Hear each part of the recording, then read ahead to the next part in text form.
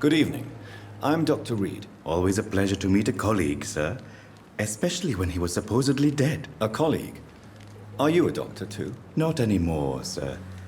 I used to be Dr. Rakesh Chadana. Now, I'm just Mr. Chadana, pawnbroker and humble guardian of this morgue. What do you mean, you used to be a doctor?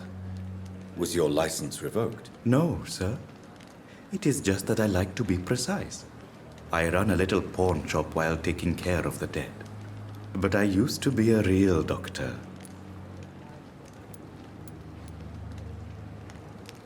Have you heard of someone blackmailing people in the hospital? Pardon me, sir, but I have no idea what you're talking about.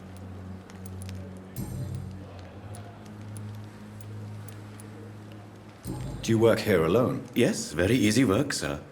All I have to do is watch a few bodies.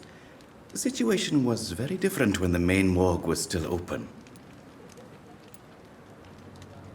Why do you have to watch these bodies? Because these poor fellows have no names. We keep them in case someone comes looking for the missing. Sadly, very rarely happens. Why close the hospital's main morgue? It was for sanitary reasons after the beginning of the epidemic. Cadavers had to be moved to the nearest mass grave. Have we met before? I don't think so, sir. Why? When we first talked, you said you were glad to meet me since I was reported dead. Funny story, sir. Your sister came here a few nights ago. You were missing, and she was looking for your body. She must be very relieved now. Are you afraid or uneasy being surrounded by so many corpses? Why should I? These bodies are empty vessels. Flesh left to decay. Poof! No soul anymore. All gone. An interesting point of view. And quite an exotic one, too. Most people fear, or at least have a respect, for dead flesh. Sir, as a medic during the war, I learned to face my death and the death of others. It's the pain we have to tame, not death itself. How did you get this job? After I left the army, I worked as an undertaker down by the docks. A dangerous place with many an unpleasant business there. Milton Hooks helped me get a job here.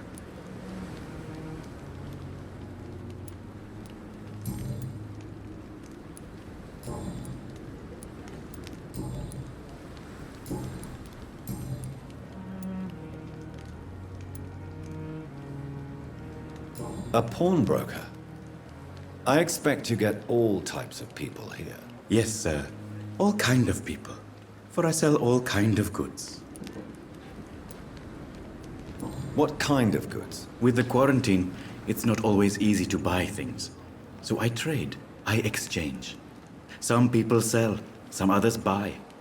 I like to help. Who comes here to trade with you? It's very unhygienic, even unsafe. Diseases can spread. For the customers, for the hospital. I'm very cautious, sir. I've been a doctor, remember? And all my clients are good people.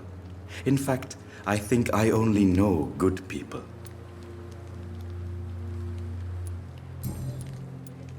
Since you're not afraid of dying, do you believe in life after death, Rakesh? No. I believe we must do all the good we can while alive. For our time is short, and the obstacles are endless. Do you think you would enjoy immortality as a concept? I don't think so. Don't mistake me. I love life, and I'd like to live a long life. But everything has to decay, sir. Even goodwill. Do you really believe goodwill cannot last? As I said, sir, everything decays. If I was to never die, goodness, I would be bored or worse. And I like to be helpful, sir. Quite depressing, wouldn't you say? Yes, but the good news is we'll all die before losing our humanity, sir. So you're ready to die? No, I'm not. I don't fear death, for I won't see it. What troubles me is the pain my death will inflict to those I know. You're a wise man, Mr. Chidana. No, Dr. Reed. I am a foolish man. But I like to think otherwise.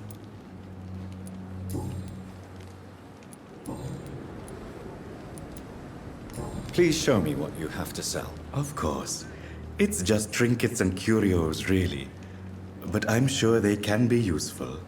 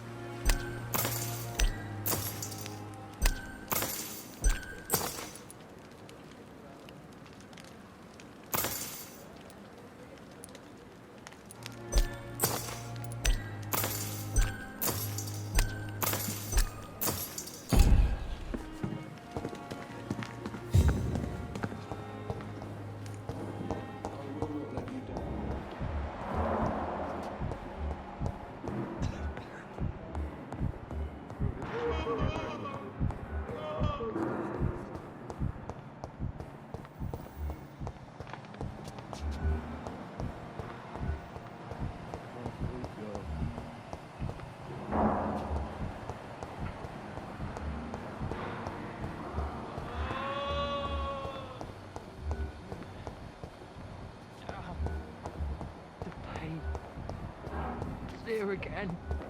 The giant morgue disguised as a hospital.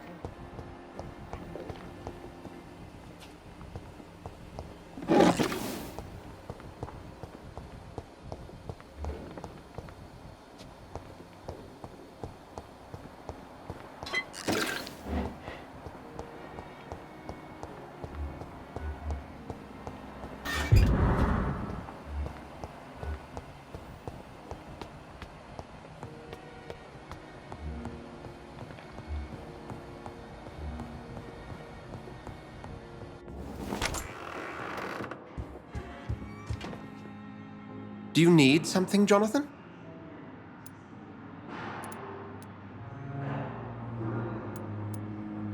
The matter of Lady Ashbury's blackmailer. Oh, I know too much about this matter already. I'm confident in trusting the interests and reputation of both the hospital and Our Lady into your able hands. I have just a few questions. Then ask away. I'm at your service, Doctor.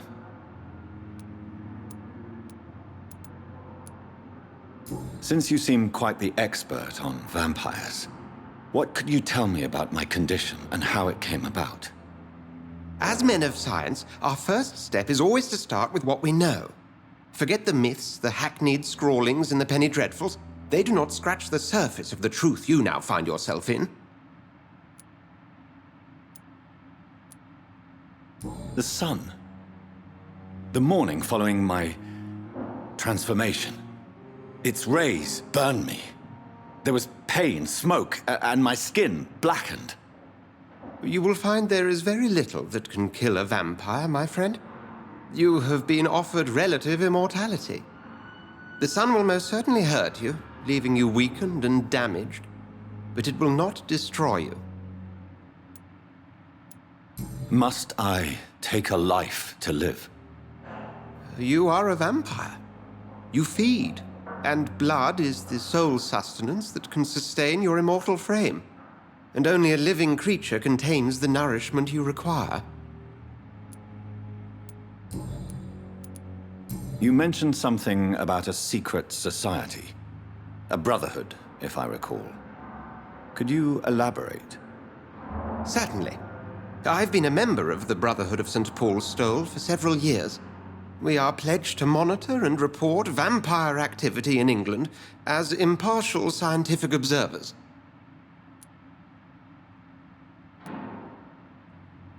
That explains your nightly wanderings about the docks and the questions you ask. I feel it wasn't mere coincidence that led us to that part of town. There was something as yet unseen that set those chain of events in motion.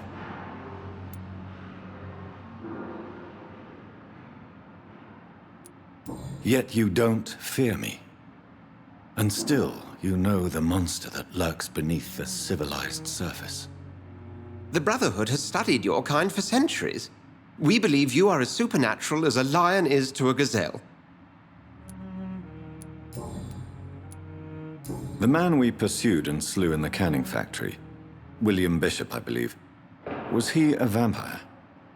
He was a Skald, technically speaking. The debate rages as to their classification.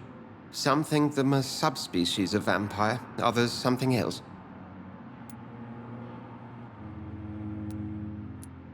How do Skalds come into existence? The name means slave. The etymology may indicate that they are a lesser species of vampire. From what I know, vampires tend to despise them. Just for clarity, what differences are there between myself and a Skald? A Skald is easier to eliminate, Jonathan, even if they remain formidable foes for the unprepared. Vampires... Now, vampires exist beyond the mortal realm.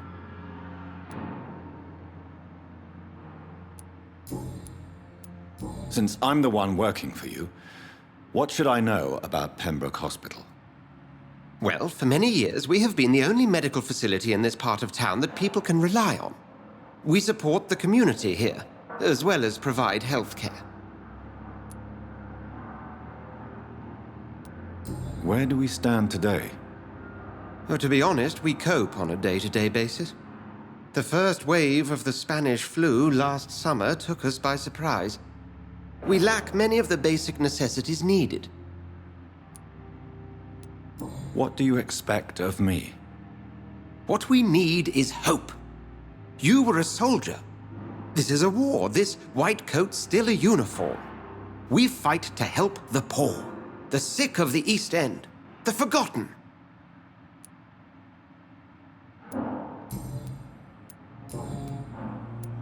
I have met Lady Ashbury.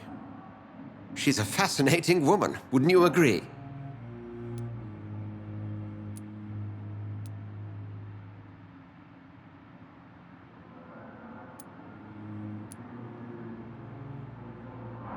Is she the true reason you recruited me?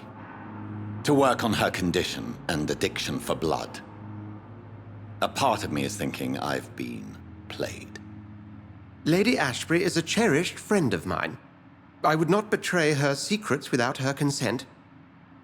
Come to the rescue of a damsel in distress. I ask nothing more. We'll see each other again soon, Edgar.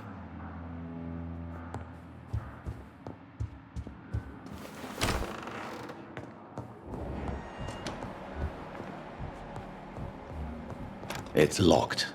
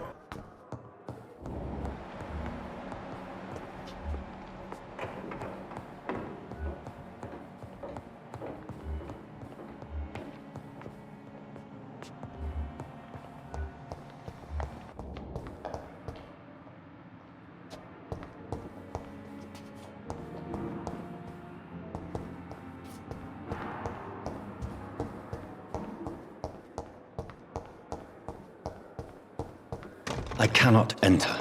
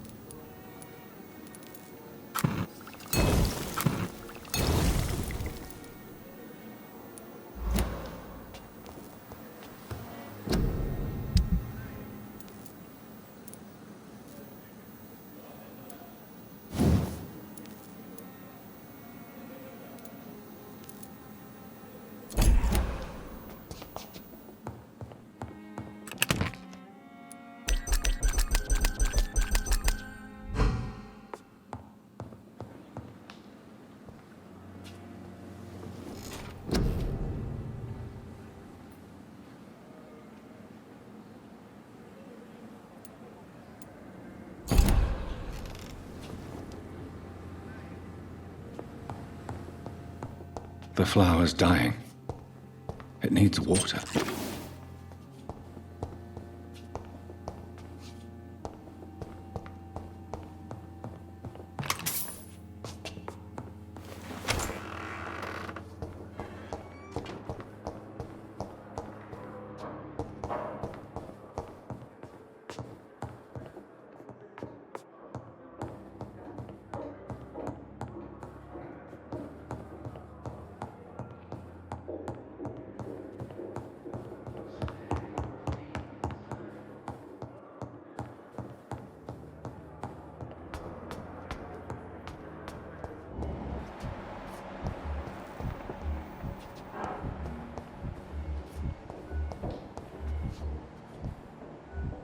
Time has lost its effect on me, but the suffering continues.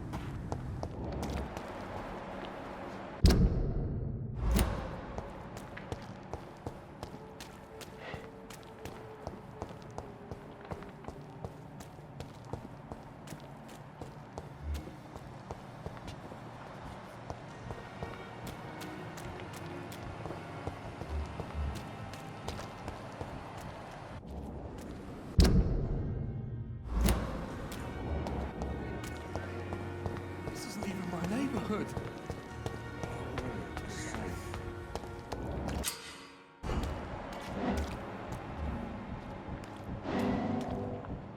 Don't worry, we're safe. You're sure you don't come back with me? Nah, I have to see someone at the hospital. Be careful. You look so bad they may keep you as a patient. Fuck 'em. I don't like hospitals or doctors. Well then, when you go back to Whitechapel, you may find this useful. What is it? A pass for a free medical exam by the best nurse available. Just read it. I don't read well, but thank you, I guess.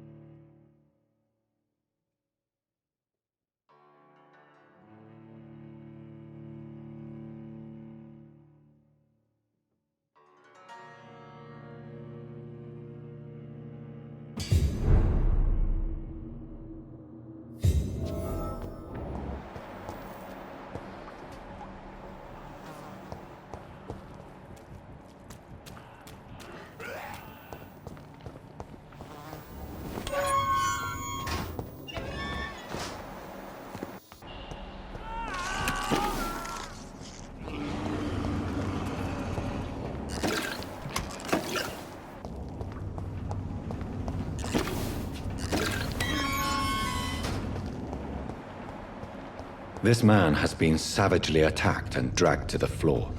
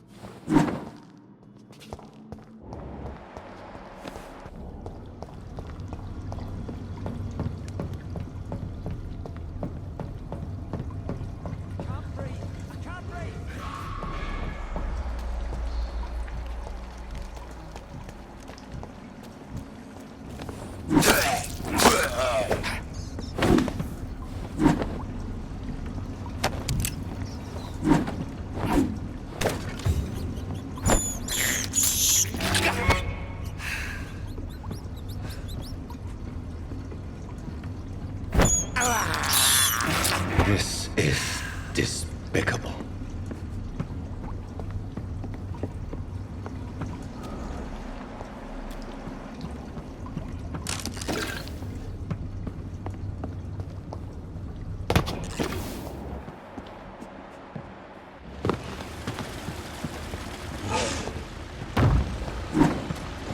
What sort of creature is this?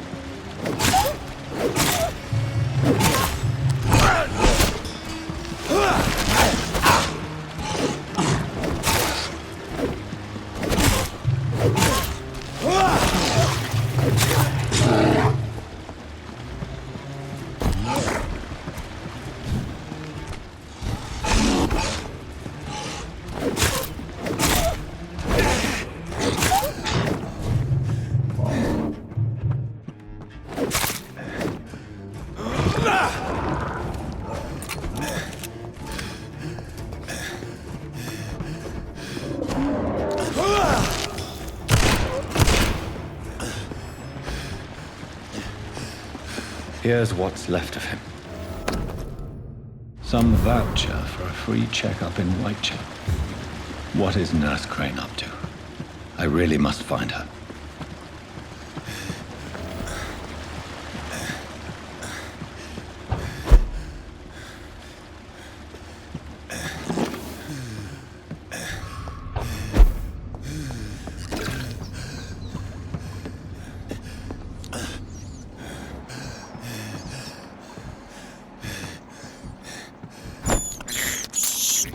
I have this thirst for blood.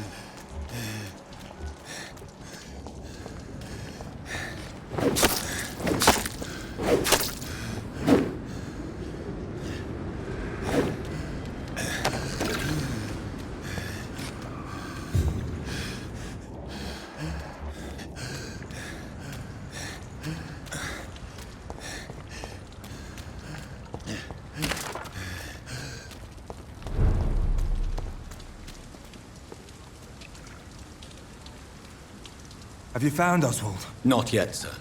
I need more information first. All right. What do you want to know? I have all the information I need for now. If I find anything out about your friend, I'll let you know as soon as I can. Thank you, Dr. Reed.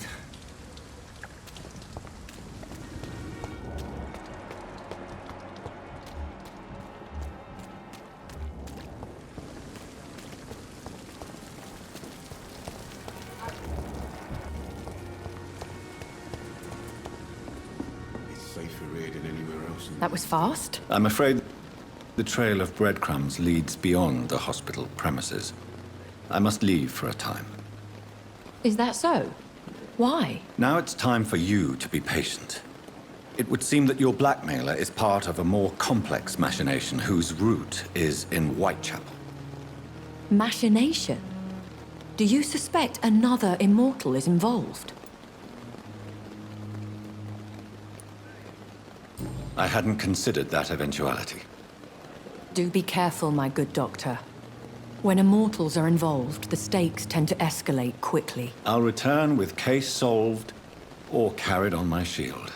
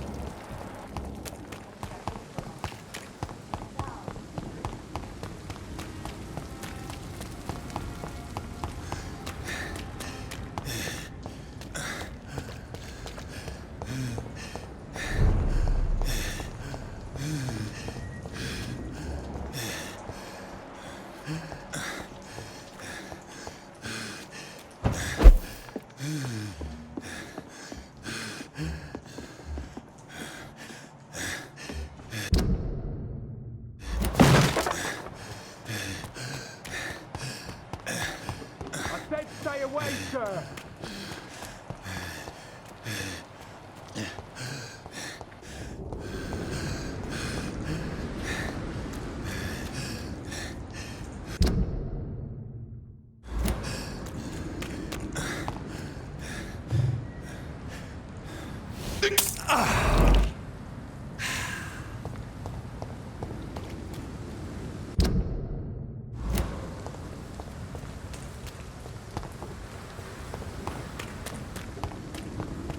Look at it! Vicious fucker! Die, vermin!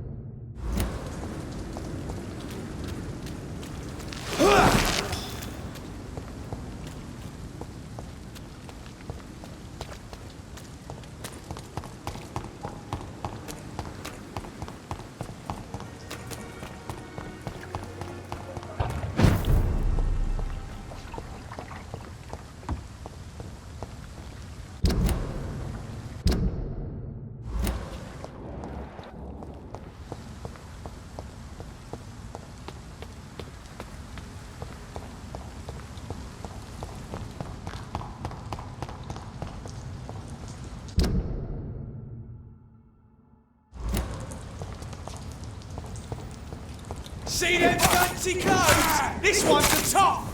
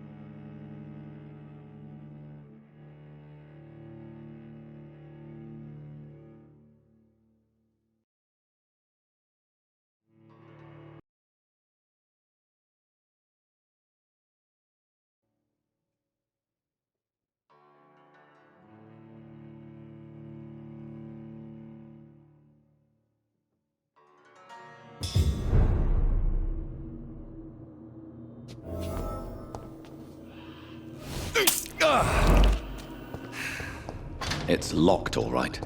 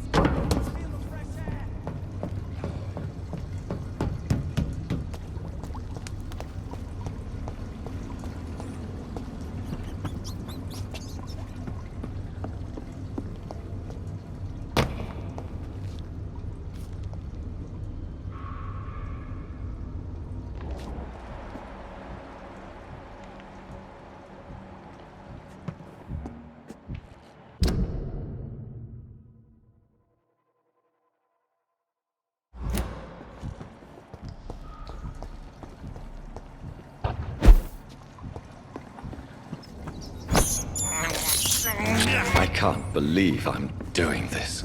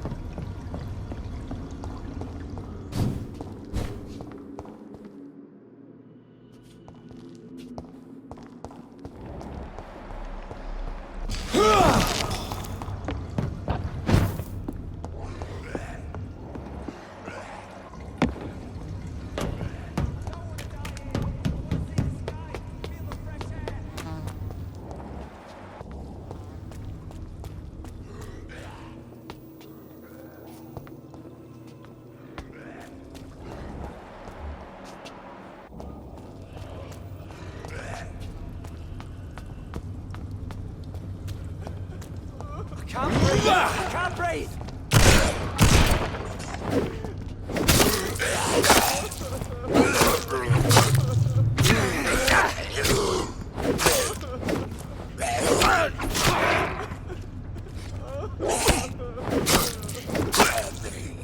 I don't want to die here! I want to see the sky, feel the fresh air!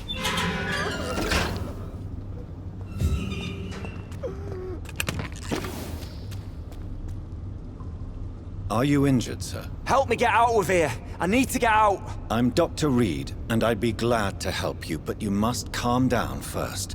Please, take a deep breath and tell me your name. Okay, I'm Oswald Thatcher. Please, I need to get out! Mr. Thatcher, your friend Newton sent me to help you. Do you remember him? Yes I do. Good. Now leave this place and enjoy the cool night air. It's quite invigorating. I'm sure you'll feel better if you do.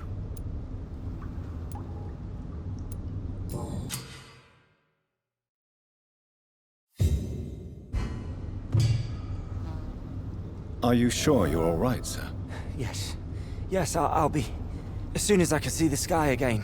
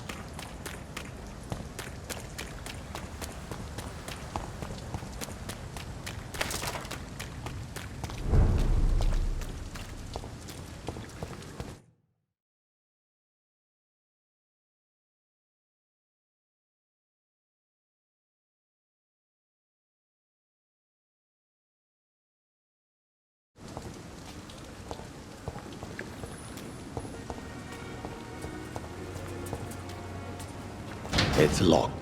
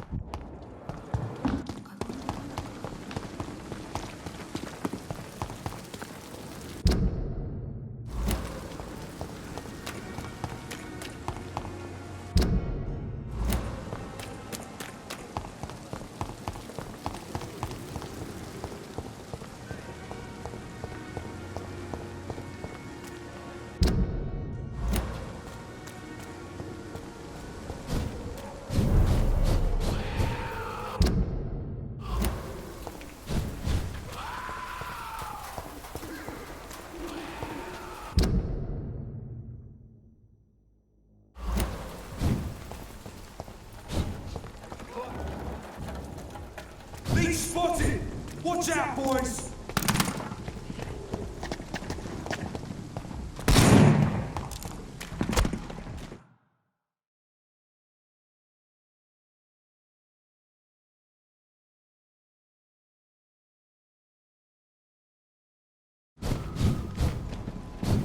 That's gonna hurt!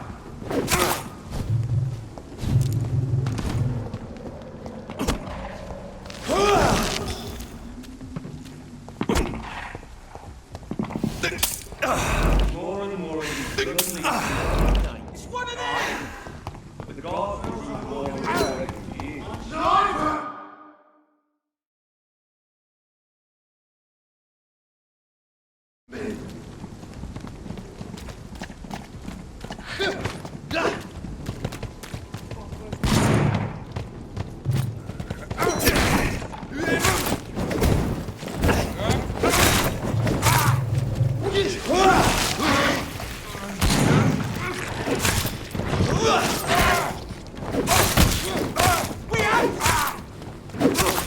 Die, vermin!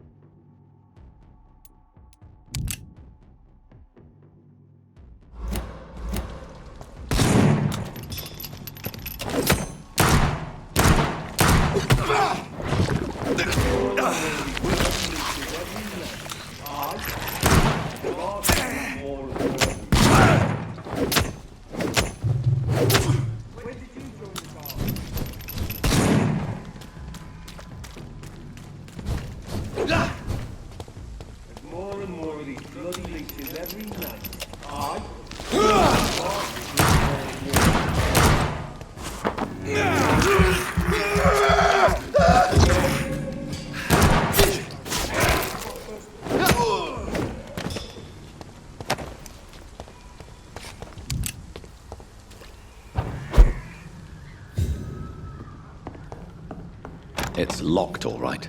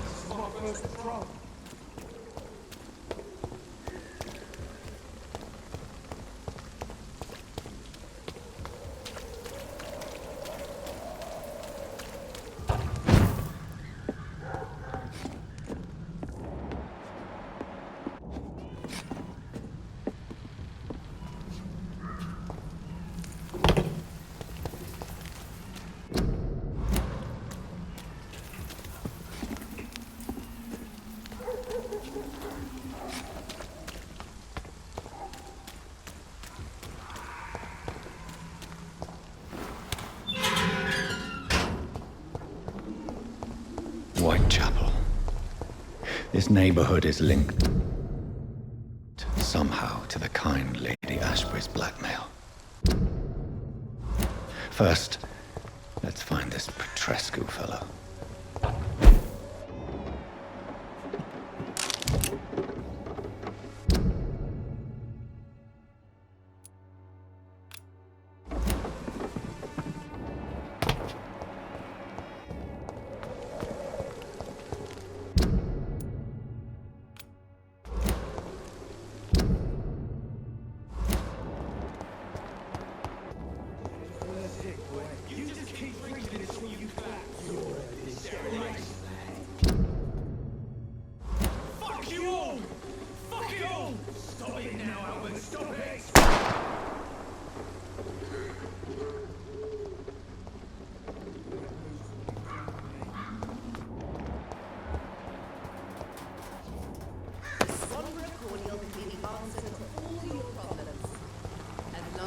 The money.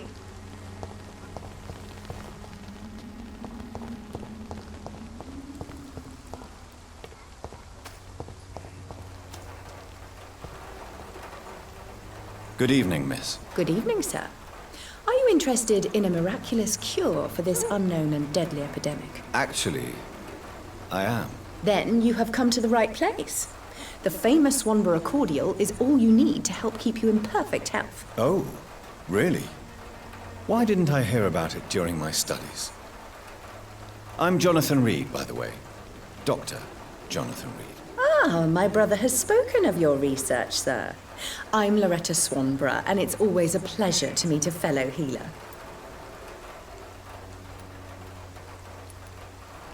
Do you know Nurse Dorothy Crane from the Pembroke Hospital? I'd like to know more about her. I don't like to talk about competition. Competition, you say? Never met her, but it seems she provides some sort of...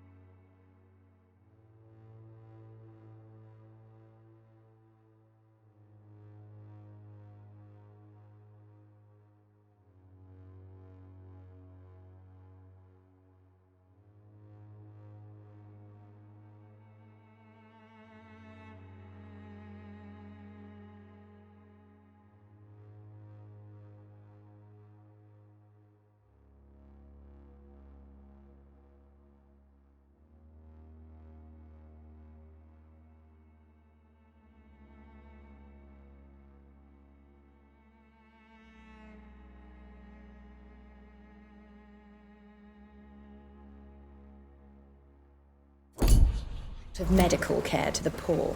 The whole thing has to be some sort of scam, if you ask me. Tell me, who intrigues you most in Whitechapel? The region itself is something to see, but I would say Camellia the mute florist who gives away her flowers.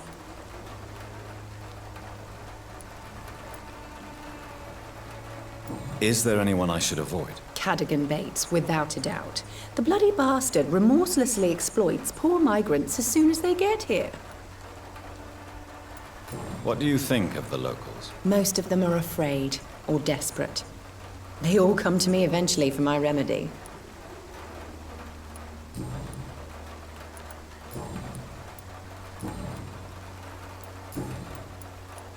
I'd like to see what kind of medicine you're selling.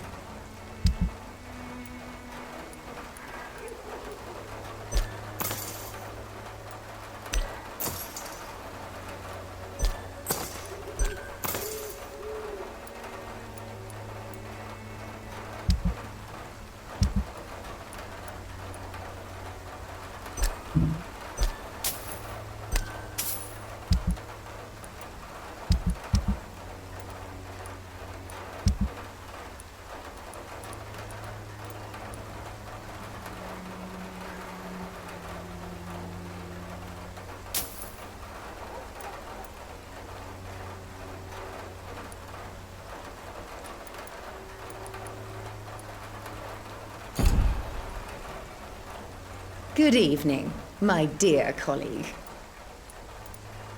Goodbye, Miss Swanborough. Perhaps we'll talk again.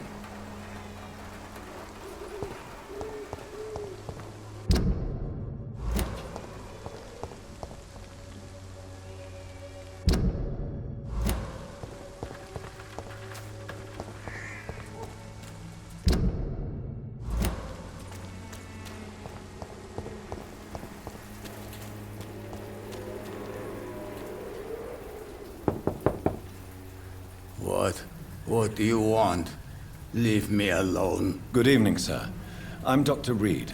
I'm looking for Nurse Dorothy Crane. There is no Dorothy Crane here. Now goodbye. I'm afraid this medical leaflet says the opposite, sir. Really? Well, I'm afraid I'm going to close this door right now. Go bother someone else, Mr. Doctor. To enter that house, I must discover who this man really is. Maybe I could start by observing what he's up to.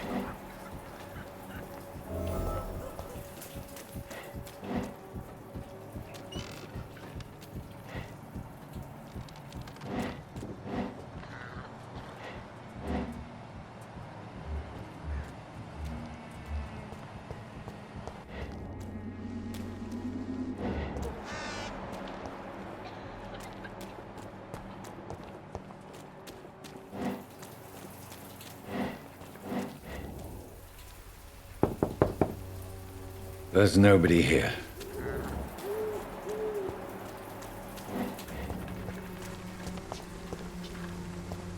It's locked.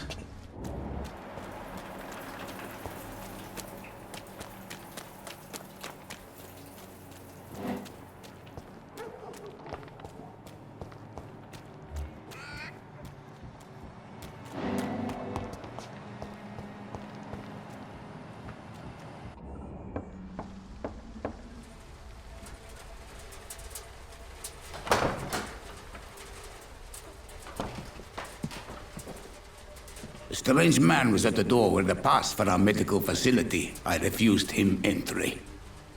Darius, how could you know he didn't need our help? His clothes were too finely tailored to be for Whitechapel. Perhaps just a friend of that stray poet who is always about. Richard Nithercott? No, not of the same cloth, this man. I suspect some machination from that journalist. Clayton Darby. Is he still asking questions? Yes. I saw him drifting around St. Mary's Church. I swear he is tracking me just downwind.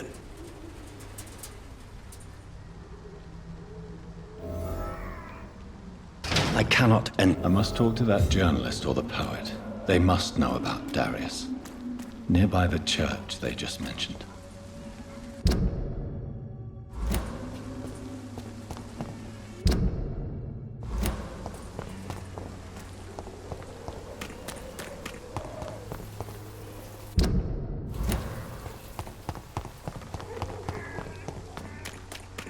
Oh, please, I don't have your money. Come on, Barrett, you know the game. You pay for peace of mind. Can't you just look the other way this way? Excuse me, sir. I have a few questions for you. Another journalist? I didn't answer the first one, so piss off! I'm not a journalist, I'm a doctor. A doctor, you say? It's quite a rare breed in this part of town. Really? But still, here I am. Dr. Jonathan Reed, at your service. I'm Joe Peterson to some, but Colossus Joe to most. And I don't remember asking for your service, sir. Have you heard of a nurse named Dorothy Crane? She's a colleague of mine, and is supposed to live around here. Dorothy Crane? Yeah, I know her. One of the few good souls who dare to help the sick around here. Could you please tell me more about her? She's a nice girl. Tries to help the migrants. I offered to give her a hand, but she said my reputation would attract too much attention.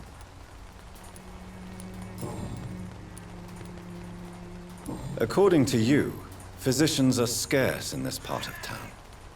Why is that? Not familiar with this neighborhood, are you? I guess your fancy colleagues are too afraid of being stabbed in the back. This part of town does have quite a reputation. Would you say it's justified? Totally. Look at me for...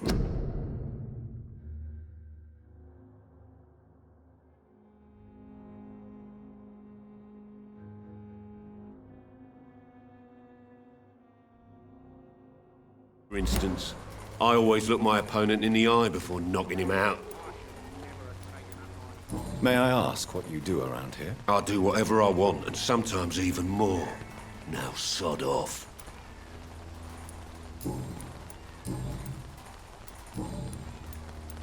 Goodbye, Mr. Peterson. I should never have taken up my father.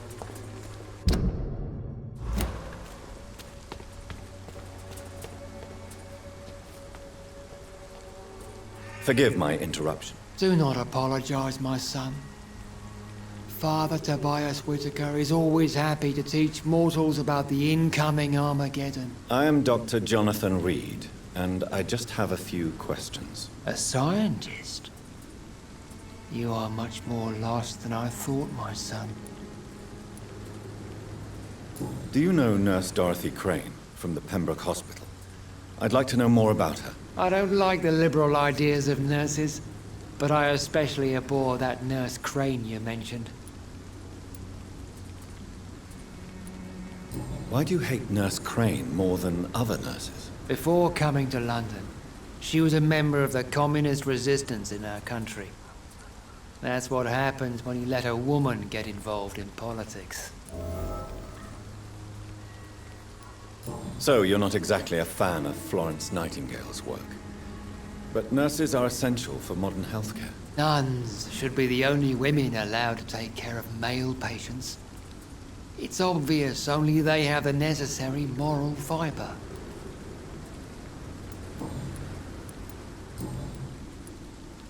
What do you mean when you say that I am more lost than you thought? All scientists are entangled in a world of causes and consequences, and most of them can't see the plain truth. Quite a judgmental opinion, if you ask me. But what do I know? Blinded by science as I am. But you are seeking answers, aren't you?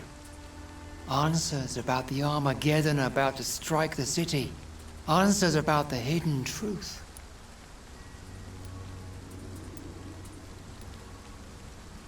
Well, I suppose I can spare a few minutes listening to your so-called truth. As a doctor, you must be aware of the decimating epidemic. But let me tell you that this so-called Spanish flu is just the beginning of the end. What do you mean? The beast is finally revealing itself, corrupting the flesh and the heart of men. With my own eyes I have seen them, those minions from the abyss. Really? And what would be your answer to this biblical threat? We must fight the disease before this legion outnumbers us. But not with scalpels and microscopes. No. What is left then? Cleansing fire. Tell me, Tobias, What exactly is your plan concerning the cleansing of this city? God will recognize his own. More than once this city has risen from the ashes, hardened and purified by the flames.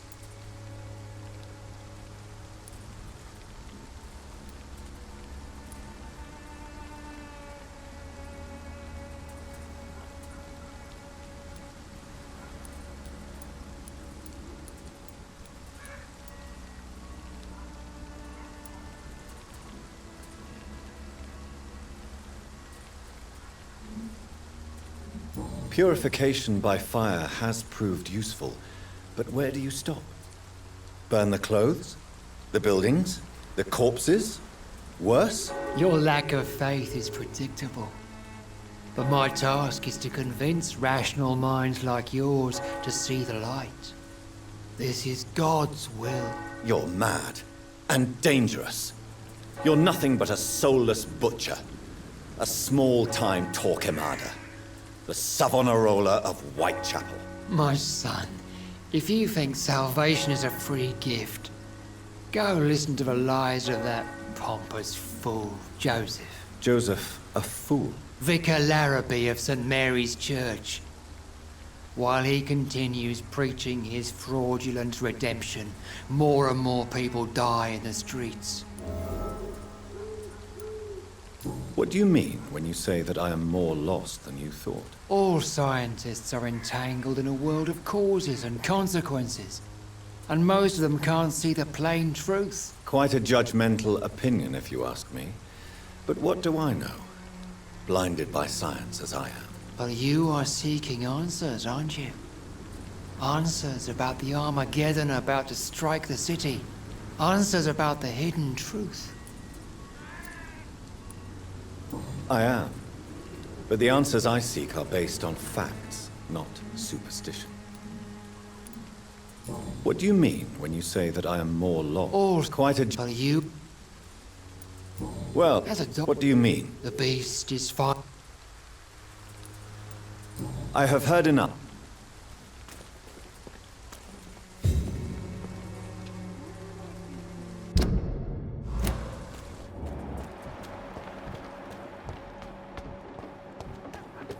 I'm cheap and...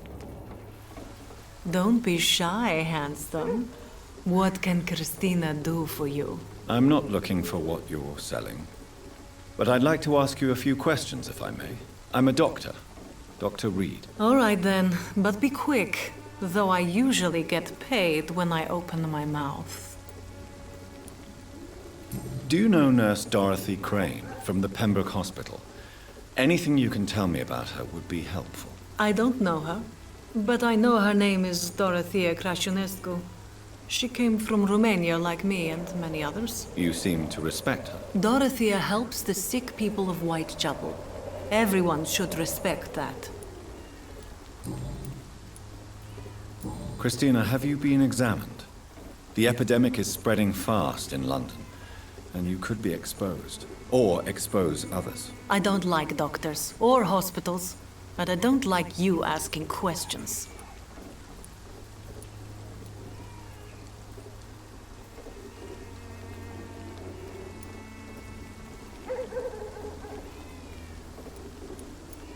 You can put your own life in danger, that's your decision.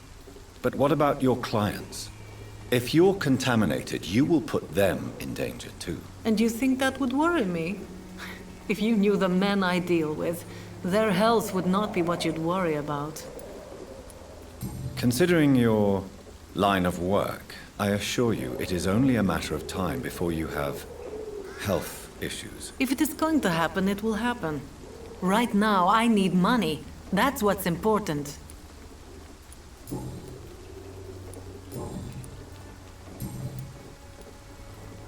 Tell me about yourself. Are you joking with me? People don't usually come to see me for conversation. I have no interest in your work. I am, however, curious as to what led you into this career. Short story. The war, exile, and England. This country is not especially welcoming. I've been refused many jobs because of where I am from. I had few options left.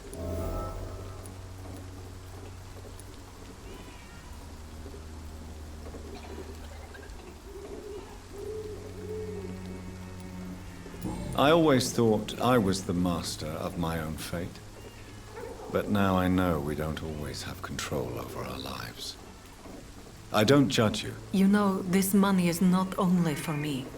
I have good reasons to need this money quickly, but it is not your concern, Doctor.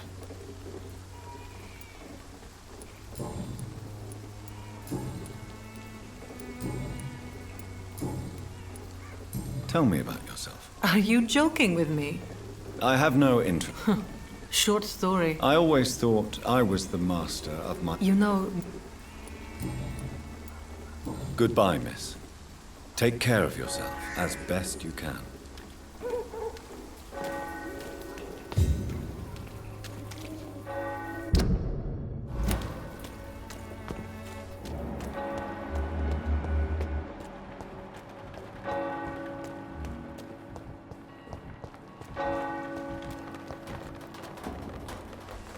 Excuse me, sir. Are you familiar with this part of town?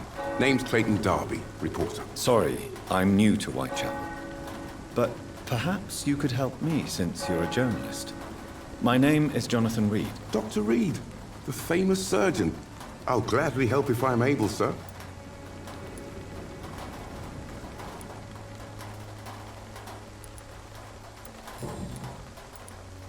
Have you any idea of the danger you face in these streets at night? I've had to run and hide more than once from frenzied mobs incensed by the fever. Do you think the flu is really responsible for this, Doctor?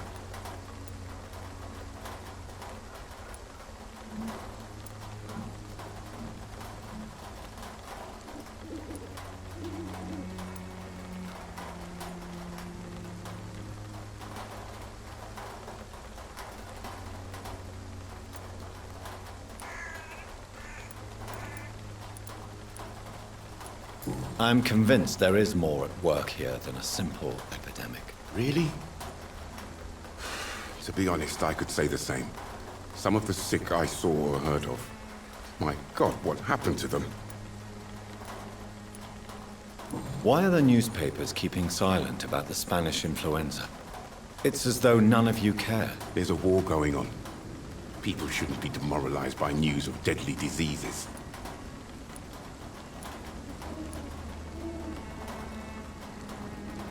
I served in France. Our top priority must be to put an end to this butchery. This war must stop now. Sir, streets are a battlefield too. An invisible and untold war is going on, and it must be stopped.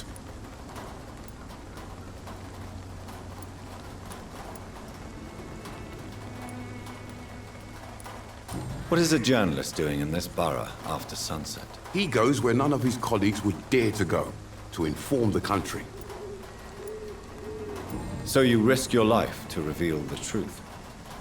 I saw many reporters do the same during the war. Whitechapel is the crucible of so many untold stories and tragedies. I want people to know them. That's quite honorable of you.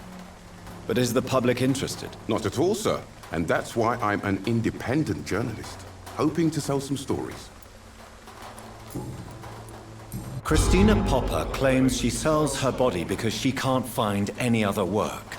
Do you believe her? Of course I do. Her story is exactly what I want my readers to understand. We live in an intolerant and divided nation. Do you think things will ever change, Mr. Darby? I believe the situation can only improve. And now that women can vote, I'm convinced things will change.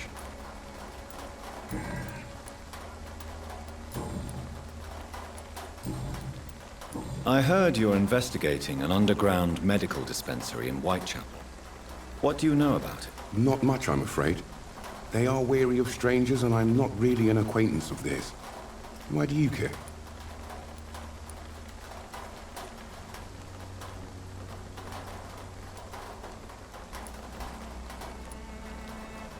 I'm afraid one of the nurses from the Pembroke Hospital may be involved with unsavory activities. Ah, could it be Dorothy Crane? Without a doubt, you are a damn fine journalist, Mr. Darby. What do you know of her accomplice, a man named Darius? I don't know much about the man. He's very cautious. Never goes out. Doesn't seem to have any friends or family. He has no relatives at all? No. Except for that strange man, a poet named Richard Nethercott, who sometimes comes by. Darius would never let him in. Where can I find this Mr. Nethercott? He spends most of his time lurking around Whitechapel, talking to himself or declaring verses. These days, you can usually find him behind the church. He never goes out? No. A few days ago, he unexpectedly did. I followed him, but it was just a ruse to keep me away from his house. Really? How do you know? He went to the nearest mailbox, but just before posting his letter, he ripped it up and threw it away.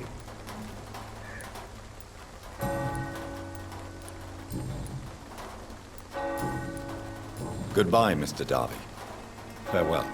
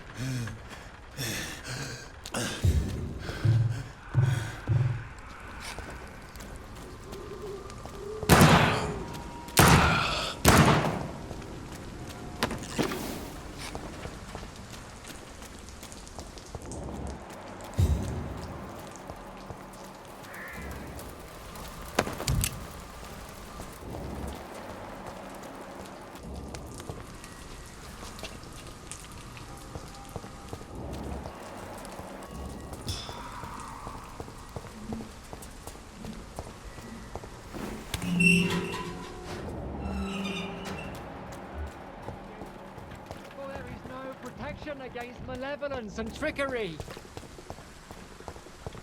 You look so... You are blinded by...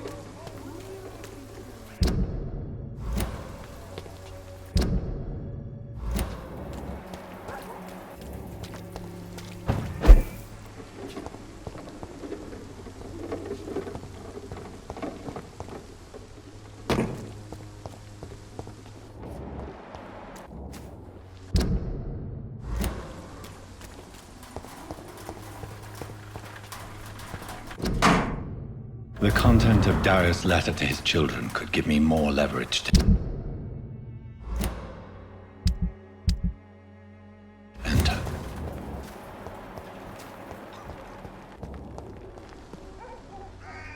Good evening, miss. I'm Dr. Reed. I'd like to ask you a few questions. I know what you're thinking. A tall stranger who meets a girl in the street at night. It reeks of the penny dreadfuls. But I mean you no harm, truly.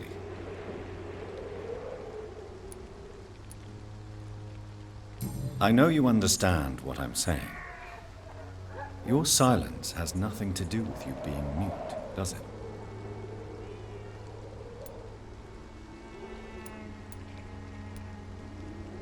You don't seem to need my medical attention for now.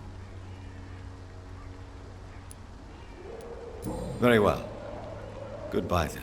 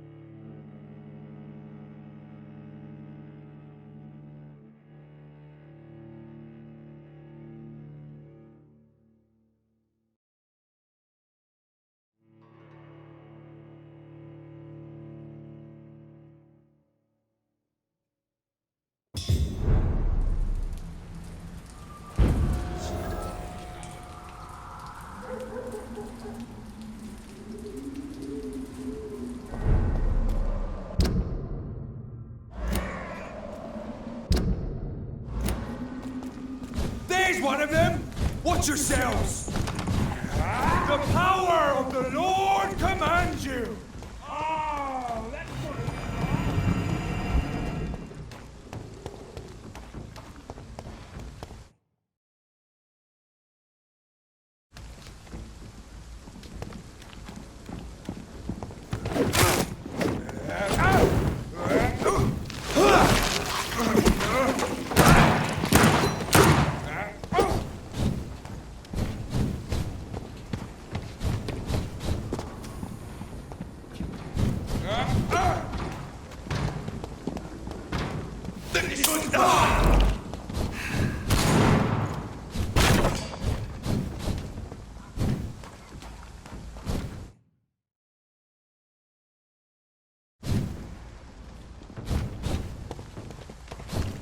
Let's hit it down! You leeches need killing!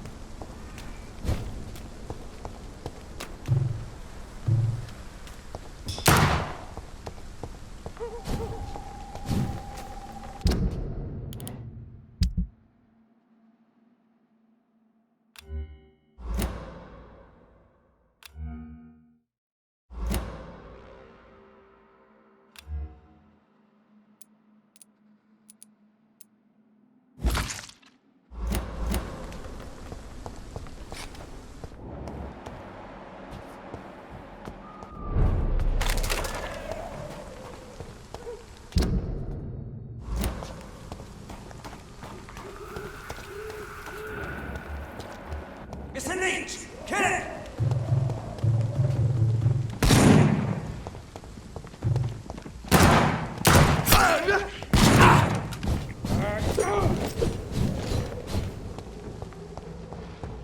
Die, vermin! Die!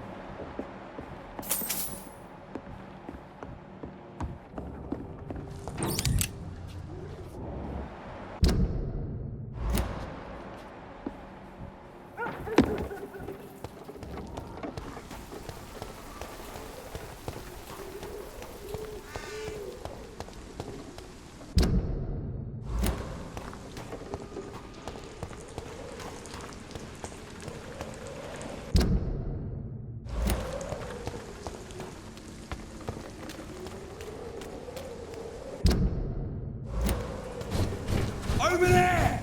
There's one of them vermin!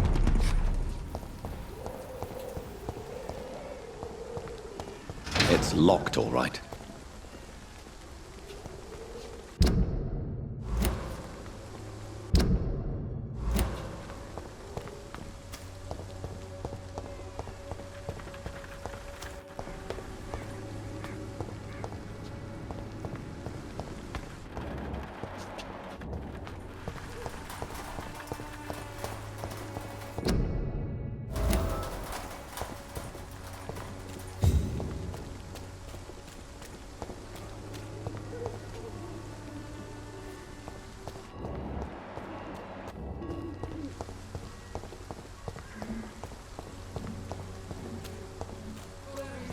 Protection against malevolence and trickery.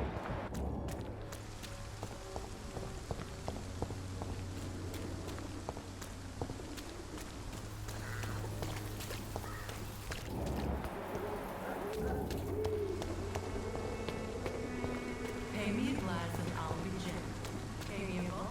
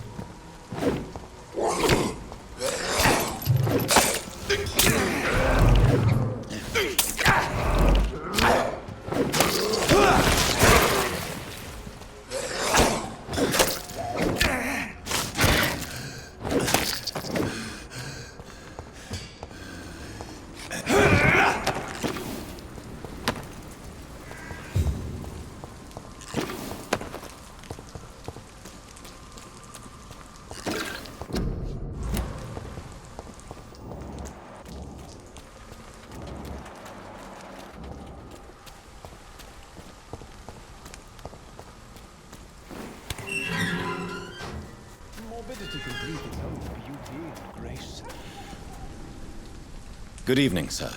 I'm Dr. Reed. I would like to ask you a few questions. Please be my guest. Although I may not be the best informant regarding this part of town, my words speak about that which the eyes cannot see. Really? Are you an artist of some kind? I'm a poet, sir. Richard Nethercott, at your service. What are your thoughts on the terrible situation in this city? Terrible, you say? No. Of course, the death of so many innocents is a tragedy. But the scourge has not been all bad for the city. Oh, no, sir. What are you talking about? Do you remember London before the flu? Noisy, cacophonic, quiet nowhere to be found. And now, listen to this oddly peaceful silence.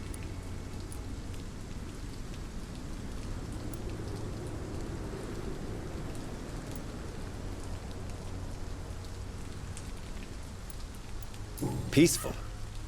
That's quite an unusual way to speak about the epidemic. And very inappropriate, I must say. Most people fail to understand my perspective. I don't blame them. But how could I call myself a poet if I veiled my feelings? Are you aware that your life could be in danger in this part of town? But this is where I must be to feel the real beat of the city. I had to come, see it for myself, alone. If some misfortune came upon you, who would be here to help you? Well, you, for a start, my dear doctor. I understand your need for solitude, but it's not safe around here. I don't care. I don't have many friends, Doctor, and my family despises me. May I ask what you're doing at this hour of night, sir? Do you live here? Not at all. I'm just enjoying the pleasure of a quiet walk. Though night talks are always preferable, if you ask me. Especially with strangers. If you say so. But as a physician in a time of epidemic, I must caution you to avoid unnecessary exposure, sir. Thank you, Doctor. But we both know the seeker of truth has to go boldly where the weak dare not. But are you not afraid of the epidemic? Oh, why should I? I see some equity in the Spanish flu. No flesh should be saved, say the scriptures. Good or evil, rich or poor, all are equal in the eyes of the flu.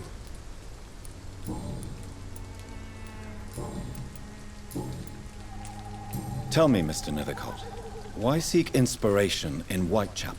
The place is not beautiful per se, but how to explain it? Stirring and challenging. In what way, exactly? The struggle by gaslight, the barren smiles and the arid hunger under the rain. If you say so. Such vibrant antagonism and vivid paradox, the stripped humanity raged across each street. Vivid, of course, yes. And what about the poignant distress? Oh yes, the poignant distress. You see what I mean, don't you? That's what I want to write about, and that's what Whitechapel is made of. Do you not think it a little morbid? On the contrary, sir. Whitechapel is full of life, full of beauty. Just like my dear muse, the wonderful Camellia. What can you tell me about Camellia? Not much. And that's the beauty of it. She can't speak, you know. She's a locked mystery who exhales kindness and sweetness. And have you ever tried to learn more about her? Where she lives, how she survives, whom she may know? Maybe I prefer she remains an enigma. Reality can be so dull, don't you think? Perhaps you're just afraid to find out the truth about your muse. One day, perhaps, I'll ask her to come with me. But will she still be my wild flower of Whitechapel if she moves uptown?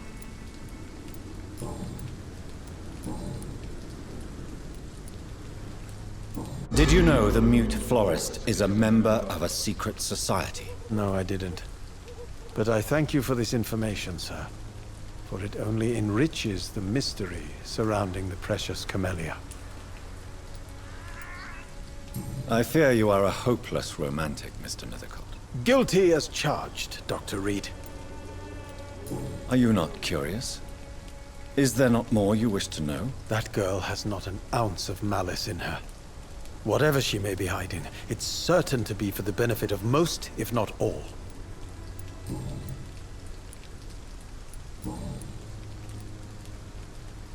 May I ask you a few questions about the district? Extraordinary part of town, is it not? I'll be glad to help you, if I can. I'm looking for Dorothy Crane, a nurse who lives in this vicinity. Dorothy Crane. Oh, I love the name. The Crane of Whitechapel. Sounds very mysterious. But, sorry, no, never heard of her. What can you tell me about an old man called Darius? Darius Petrescu? Yes, I know him. At first, I thought he was only a small publisher. I invited him to publish my work, but his reaction was pretty clear. Not interested in your talent? Darius is an old political activist who takes delight in printing tracts and lampoons. Those communist activities only require mediocre writing skills.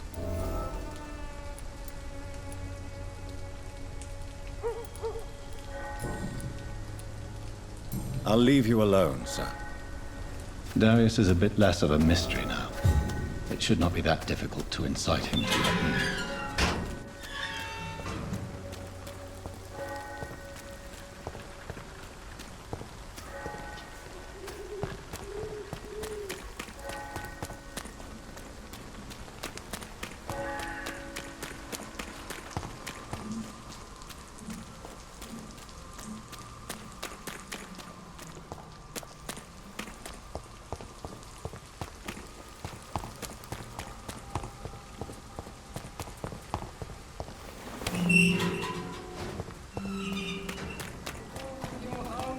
Protect you, for there is no protection against malevolence and trickery. You look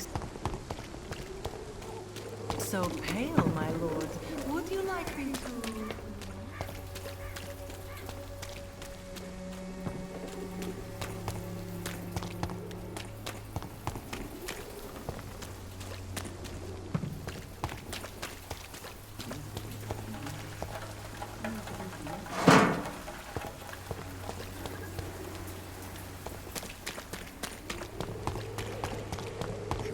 something going on in this district. Game you pay for peace of mind. Can't you just look the other way this week, Joe? Come on, we can sort it out, right? It's not my call, man.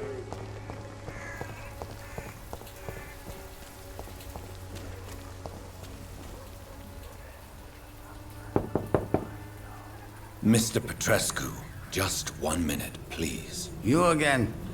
Go away. Sir, wait.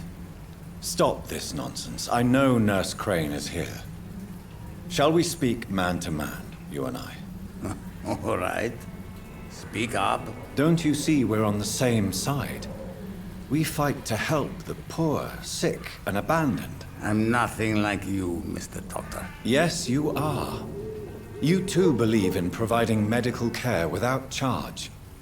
You know what we have to sacrifice to make the world a better place. I have to admit your words have conviction. All right, I'll let you see Dorothea. Don't make me regret this, though.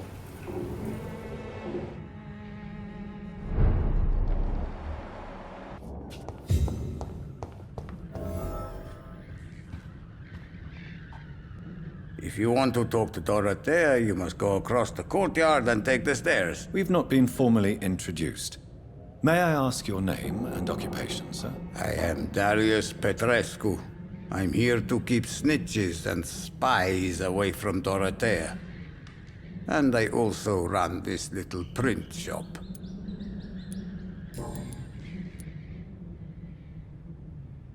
Tell me everything you know about Camellia, the mute florist. I do not believe in the afterlife, Doctor, but I'm almost convinced Camellia is an angel. She volunteered to give out our medical leaflets. Who is she, really? Do you know where she's from? She's not from around here, that's all we know. Camellia is not even her name. It's her favorite flower. You say she has no close family? Well, there's that awful poet who constantly follows her around like a lost puppy. A good man for sure, but a very poor writer. Are you not worried for her safety? She is as brave as she is tough. And clever, too. If only I had met her when I was younger. Are you in love with Camellia, Mr. Petrescu? Don't be stupid. If I had met her when I was younger, we could have won our revolution. So Dorothy's real name is not Crane? Like myself and many people in this area. Dorothea is from occupied Romania. That's all you need to know. She seems important to the community. More than you can imagine. The West End does not want to hear of Whitechapel's misery. Dorothea is one of the few doing something about it.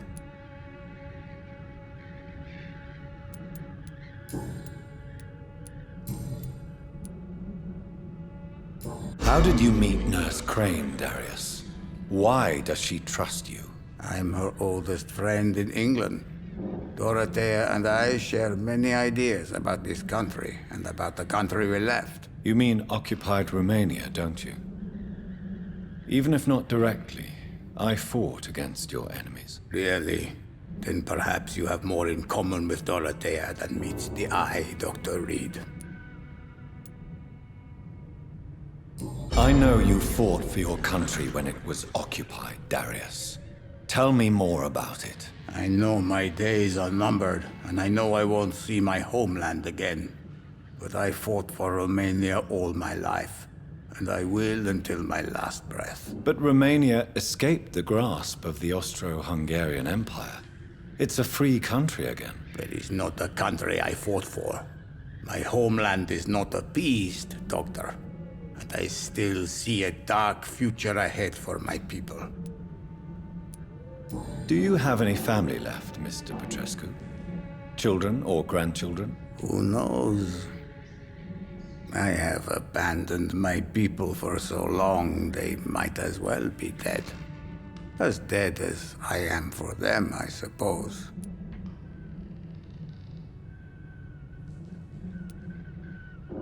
This war won't last forever. Did you ever think of returning to your country now it's free? No. I have taught strength and determination to my sons and daughters. I'm an old, dying man who only has memories of better times to cherish. Don't be embarrassed, sir.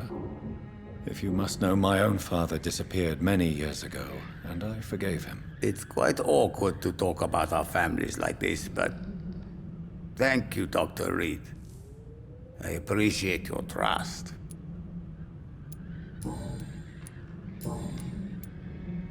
Goodbye, Mr. Petrescu.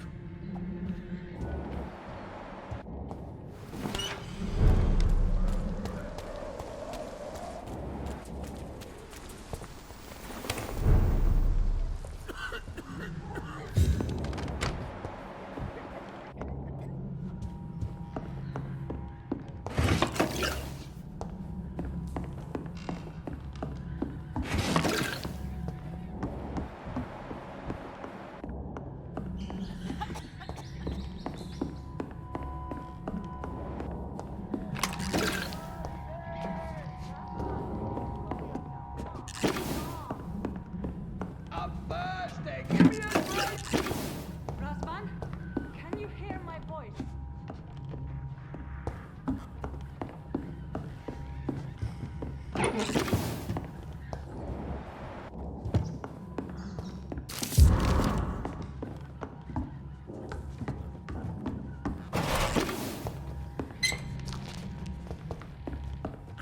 I need help!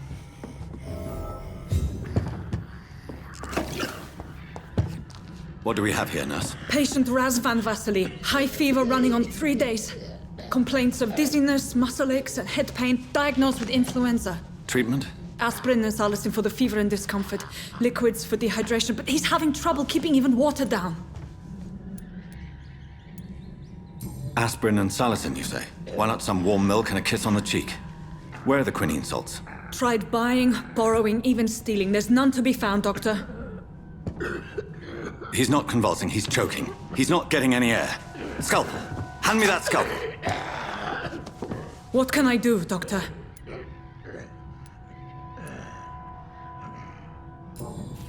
It's too dangerous to operate with these convulsions.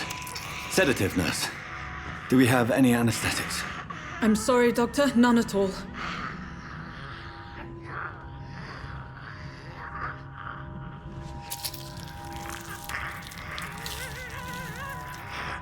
I need to perform a tracheostomy. Short pipe. That rubber tube will do. We're going to cut a passage for air through the neck. Yes, Doctor. He's breathing again, but he's coughing up blood. Internal hemorrhaging. I need to make another incision into the chest cavity to drain the fluids from the lung. Prepare another tube. A thoracostomy? Doctor, we've nothing to fight the infection. We need an aseptic environment.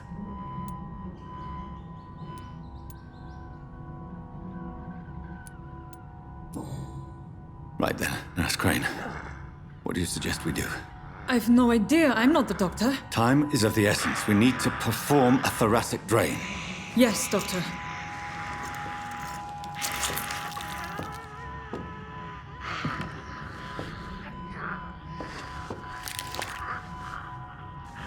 He's still bleeding, Doctor. I'm losing his pulse. The drain must have punctured the intercostal artery. There's too much blood. Are you all right, Doctor? I can't see.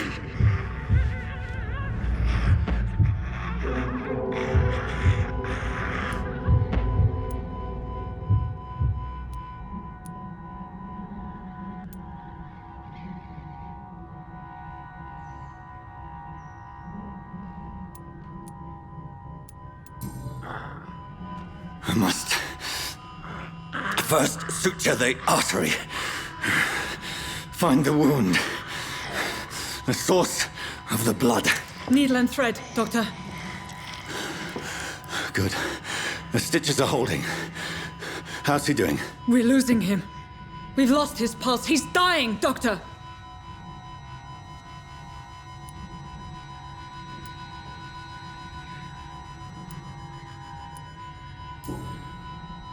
Cardiac massage, now. Cardiac... What? Are you making this up as you go along?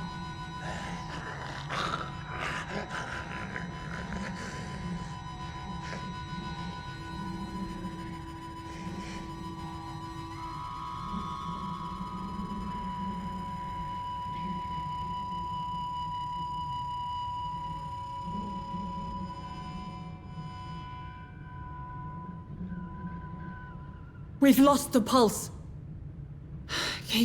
He's gone, Doctor. Nurse, we did everything we could. Truly? Everything you could. Is that how you'll report this in your log? Is this how the war went? Piling up one poor corpse beside the next? This was not an influenza-induced seizure. I've never seen symptoms like these on the continent. Neither have I. But the previous symptoms leading up to this attack were the same, indistinguishable from the epidemic. No. There was something more vile in these reactions. Something primitive. There have been numerous reports of mental breakdowns caused by the fever that accompanies the flu itself, Doctor. Yes, but... I'd best take some samples of the blood for analysis.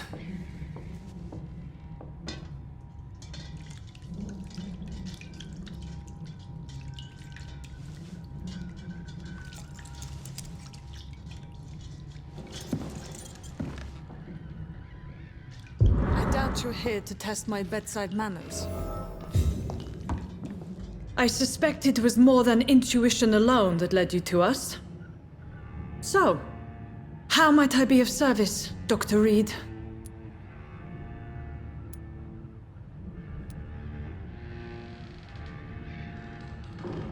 I've come to put an end to this insufferable blackmailing, Dorothy.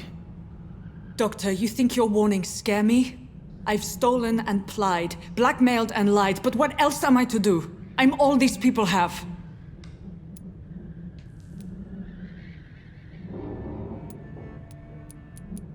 But why Lady Ashbury? Why her, of all people? She's pristine and proper, all right. But that she-wolf in sheep's clothing murders the poor for sport. I have her where she belongs, and I'll milk her for all she's got.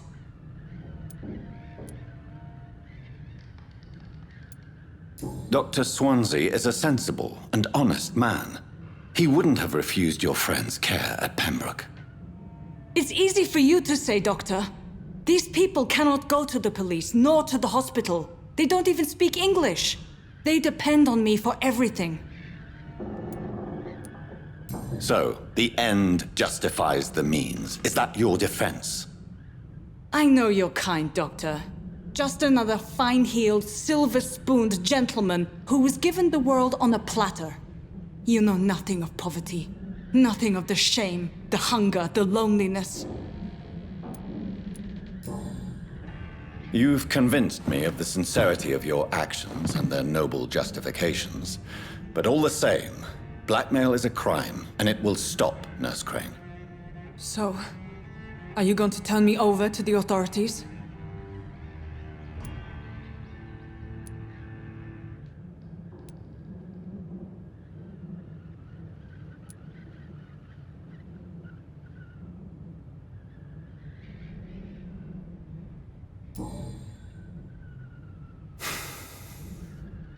No. Your place is here. Jailing you would be an even greater crime. So, here is my proposition. I'll look the other way on your little enterprise. In exchange, you will resign from the Pembroke Hospital and provide me with medical supplies when the need arises. Dr. Reed! That sounds like a business proposition. My accomplice, then. No, just a privileged client. My research may require the occasional rare piece of equipment or ingredient. I'll pay good coin in exchange, fair and honest, to help finance your noble endeavors.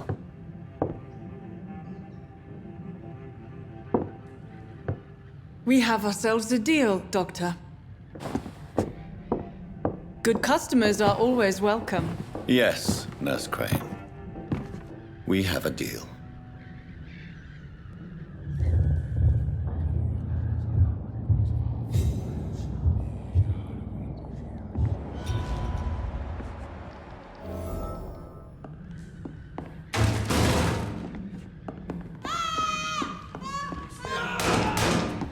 It's locked.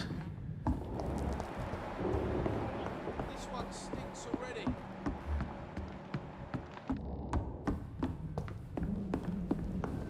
Over there! There's one of them vermin!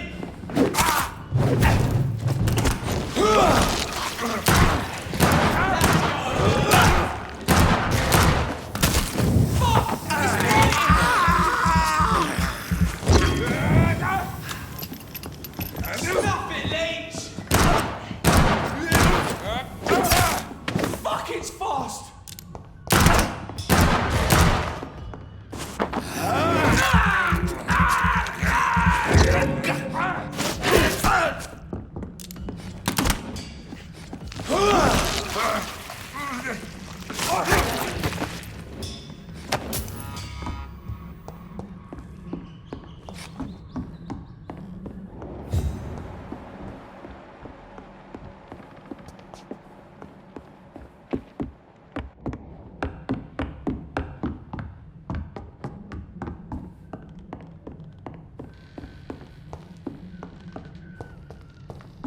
It's locked.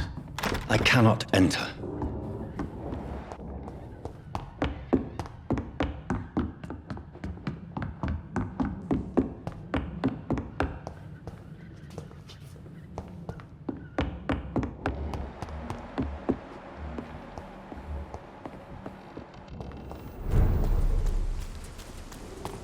Get them weapons ready! We found one!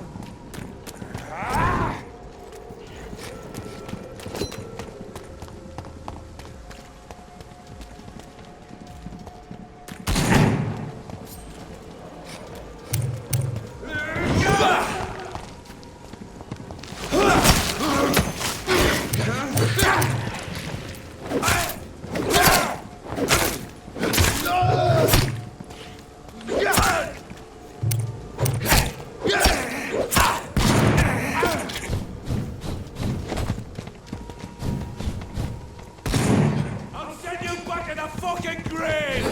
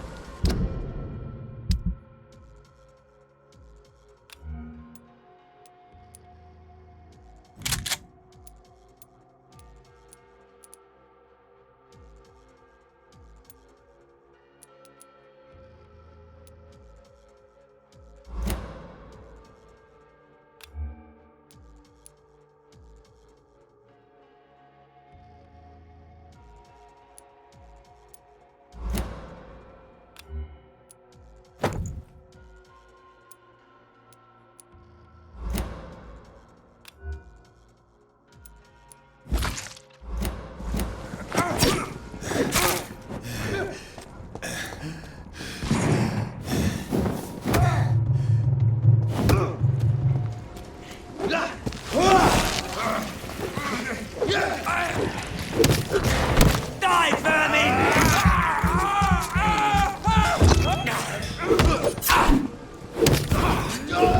Finish it! That's all you can do.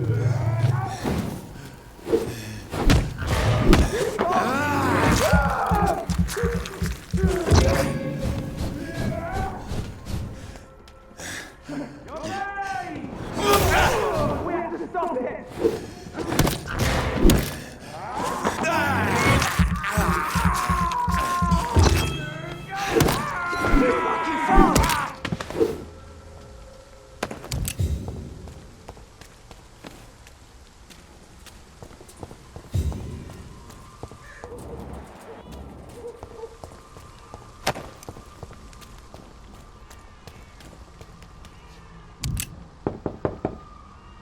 Hello, Mr. Petrescu. Hello, Dr. Reed.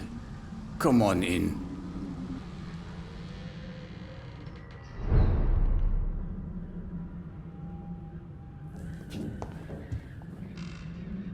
Yes?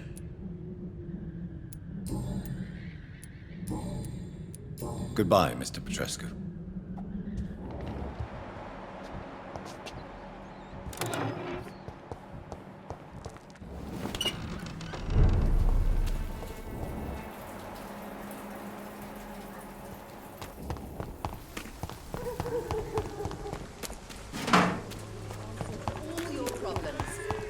As long as you have the money. Good evening, my dear colleague. I'd like to see what kind of medicine you're selling.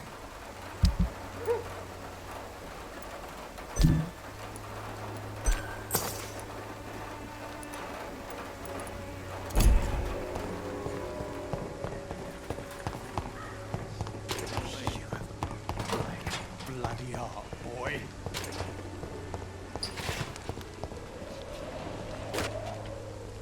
What? Shooting a boy in the middle of the street. Not the best thing to do, wouldn't you say? What? You saw what happened?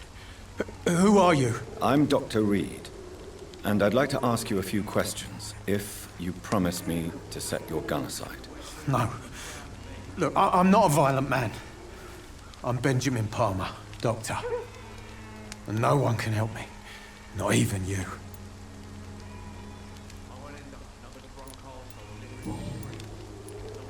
Whatever the boy did, I'm sure he didn't deserve a public execution. I swear I didn't want to hit him. It's just that I'm sick in the head, you see, and the boy just frayed me last nerve.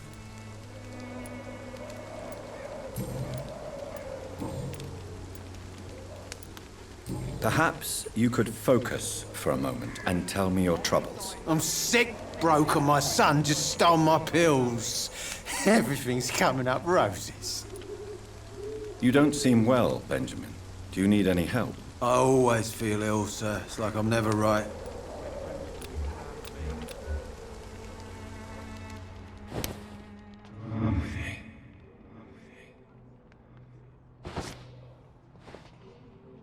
I won't end up another drunk arsehole littering the streets. Not me.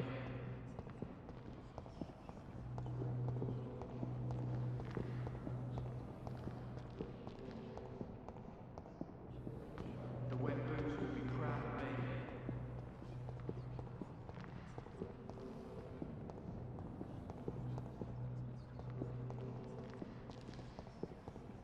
me. Me, I'll not die in some piss stinking alley reeking worse than a week old lappy.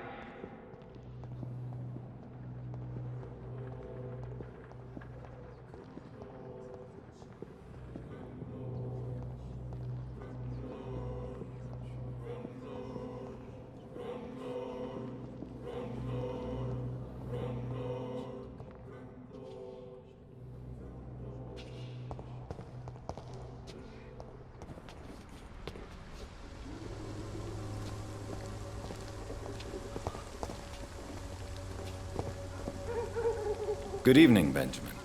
Can I help you? I'm afraid not, Mr. Reed. What can you tell me about this place? Nothing to say, really. This is where I used to live, and this is where I live now. You mean you used to have a better life? Yeah, I had a wife, a home, and a job. I even used to have a name. And now I'm just Ben. Ben the Tramp. You don't have anywhere to go? No family that would welcome you? Not since the death of my wife, Albert's mother. She was sick, you see. Long before the flu and all this shit.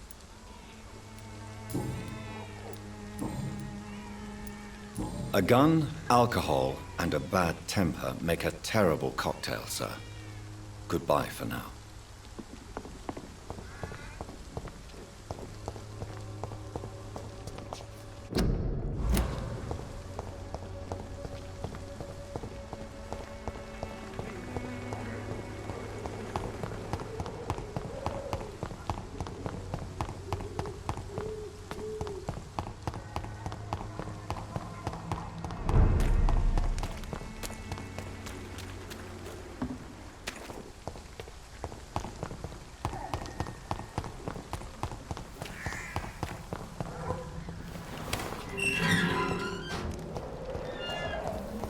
Human blood. Whoever left these marks did so deliberately.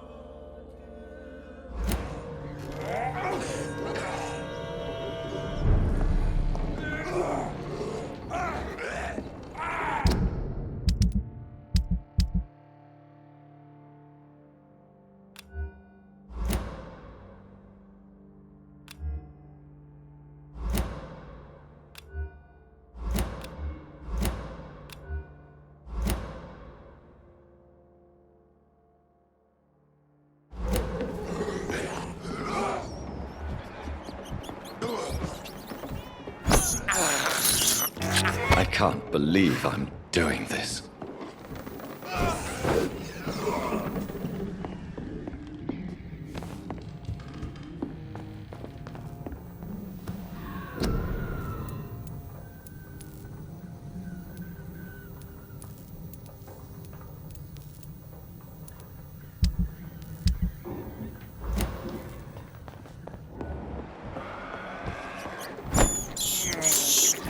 This is despicable.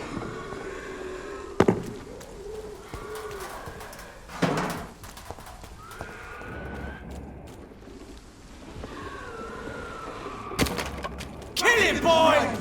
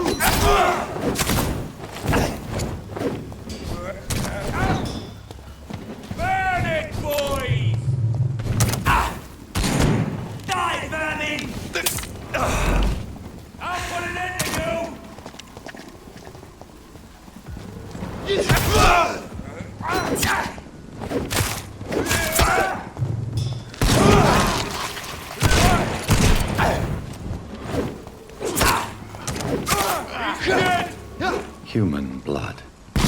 Whoever left these marks did so deliberately.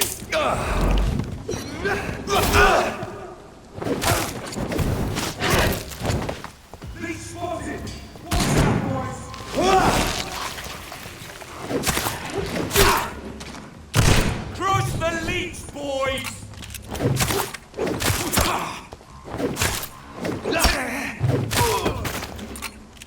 Die, vermin!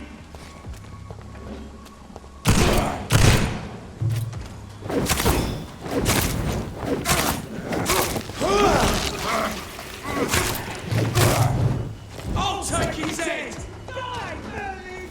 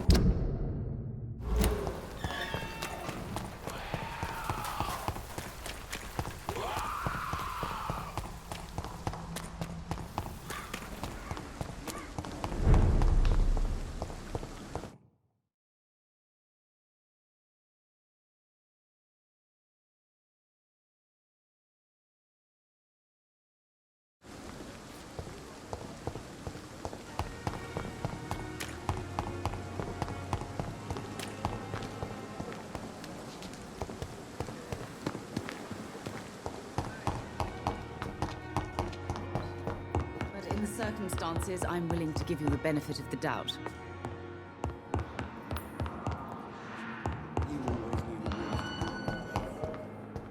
A lot of my own life.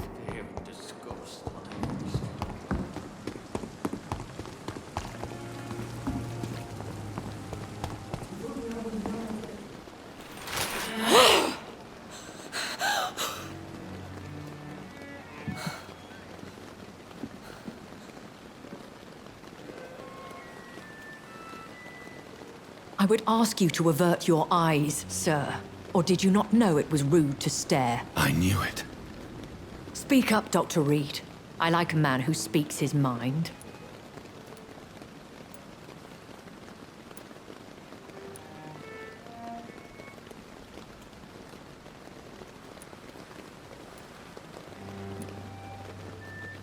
You killed him. He trusted you. And you killed him. Spare me your sarcasm, Jonathan. You are but newly born in this world.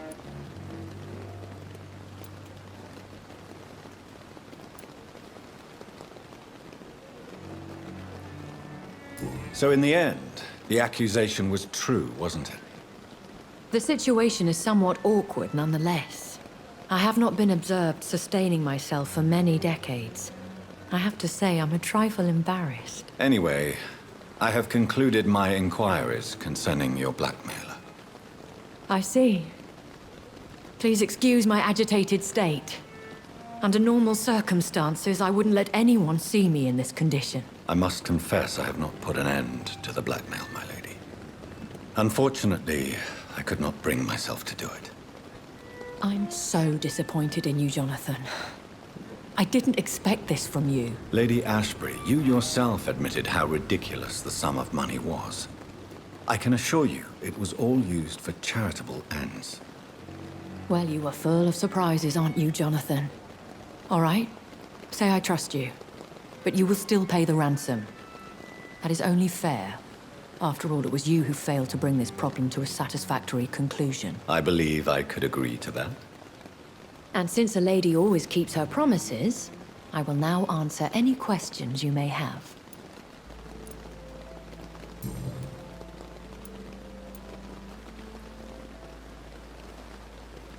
Why did you save me in the canning factory? I could hardly stand by and watch such a promising young blood as yourself be torn to shreds by some gutter scowl.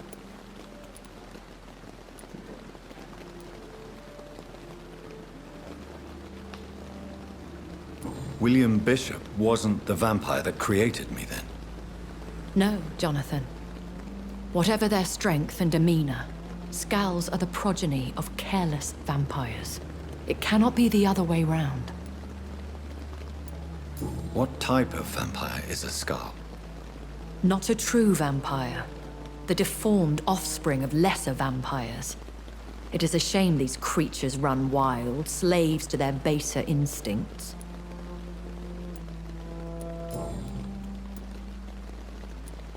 Why does Dr. Swansea allow you to feed on the patients of the hospital? Dr. Swansea is a good and compassionate man. He is trying to find a solution for our hunger. Until that happens, he is clever enough to understand that I only feed upon the dying. And no one suspected you of the murders? As you well know, suspicion has recently fallen on me of killing for pleasure. But you have my word, Jonathan. I take no pleasure in taking a life. What do you know about this Brotherhood of St. Paul's Stole? The Brotherhood is well known amongst London vampire society. As long as our kind is discreet, and as long as they do not interfere, we have come to a mutual understanding. I know this is beyond the pale, but may I inquire your age? Really? And I thought you were gentlemen. If you must know, I'm 27. I've been 27 for a long time now, and 27 I shall remain.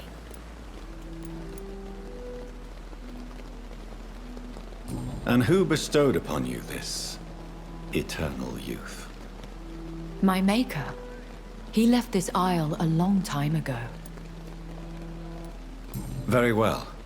But I believe there is more to this than you are saying. A lady has to have some secrets.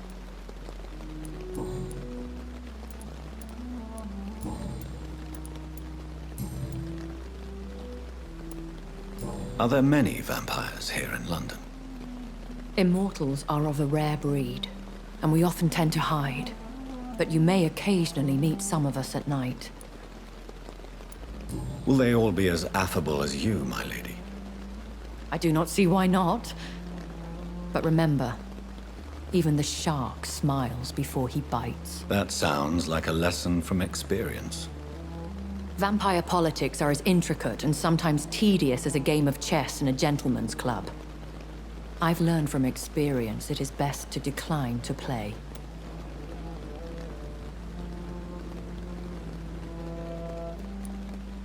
Do you know any of them?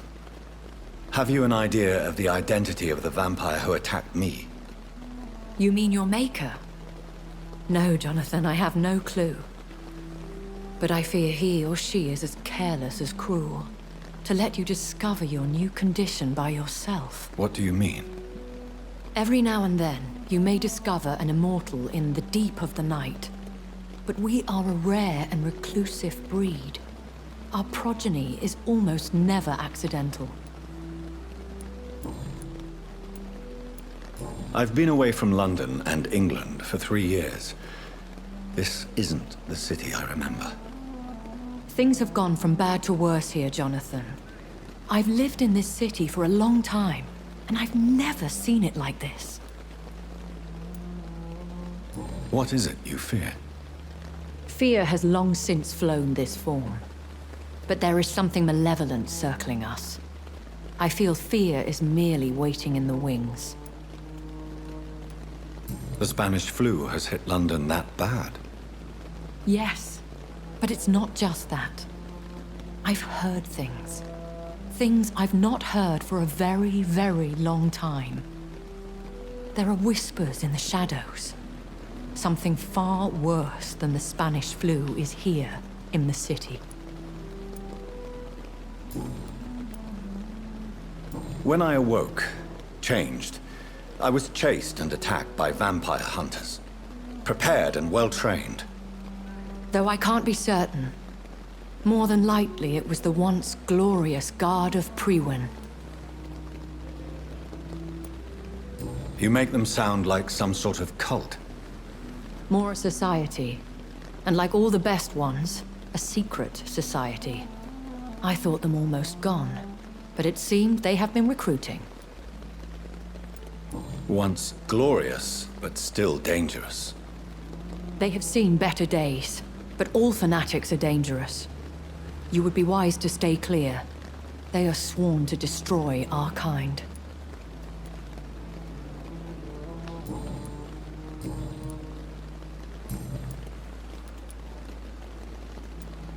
I've been hearing a voice talking in my head.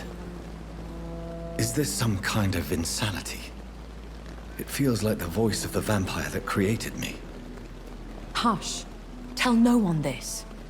It would be unwise to talk of such things amongst British immortals. Speak no more of your maker. Excuse my forwardness, but... are you my maker? Me? Goodness, no. Only a foolish immortal would create a progeny without taking precaution, and I'm no fool. How could this cause offense? Only the powerful immortals can mentally call to their progeny. No vampire or hunter will sleep easy, knowing that an unidentified elder is stalking the streets of London.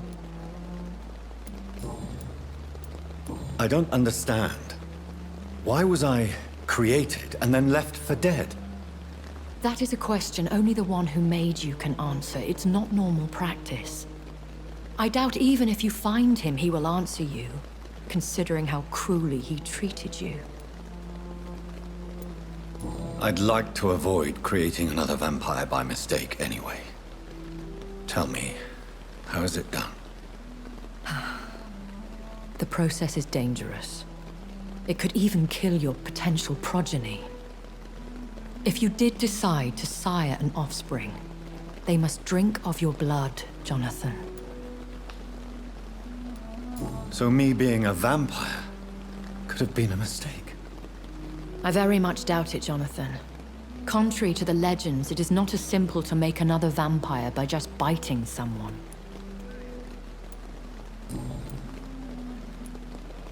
A vampire? Is that what I am? What we are?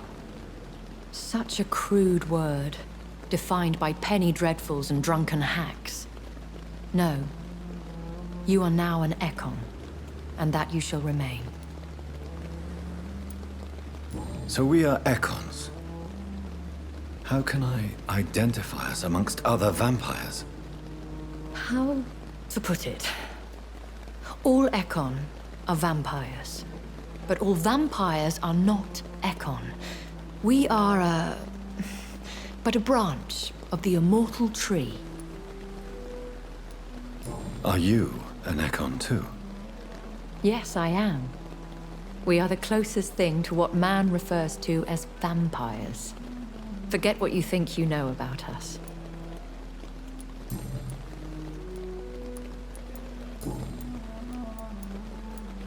I bid you farewell. For now, my lady. I must quickly analyze the blood I took from Nurse Crane's patient.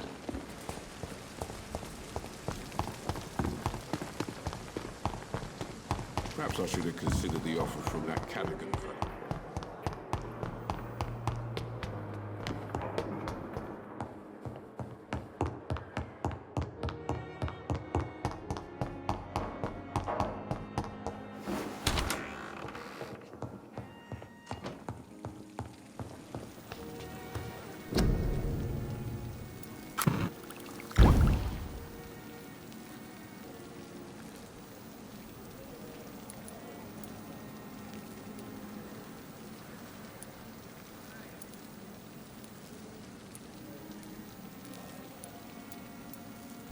Razvan Vasily was infected by Spanish flu, but also has the highly unstable blood of the Scowls. Is the London vampire epidemic transmitted through the flu? I should talk to Dr. Swansea about it.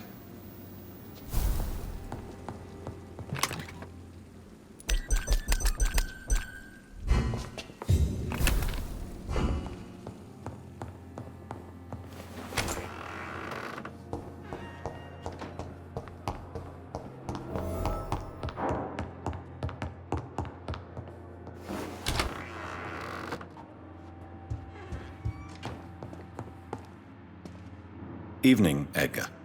Could I get your professional opinion? Please speak. But I have something important to tell you. This strain of flu, it's very different from the one I saw in Europe. It's downright peculiar. Really? What makes you say that?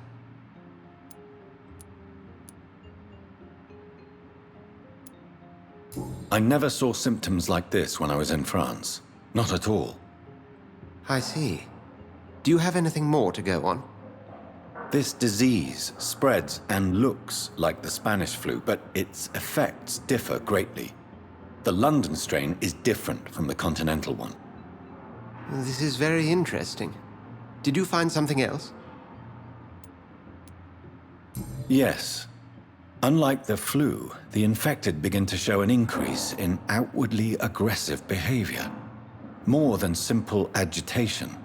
Once docile people become violent. You mean like rabies? Is there a chance we could create a vaccine, Jonathan, like Pasteur? By the stove, that would be smashing. There's a lot we're not seeing here. But it is spreading, and quickly. If we don't act, the whole city could be lost.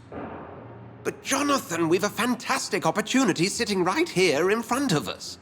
A weapon of choice. What on earth do you mean? Why, you, my dear boy. With your expertise and your blood, we could isolate the properties that course through your veins. Think about the possibilities.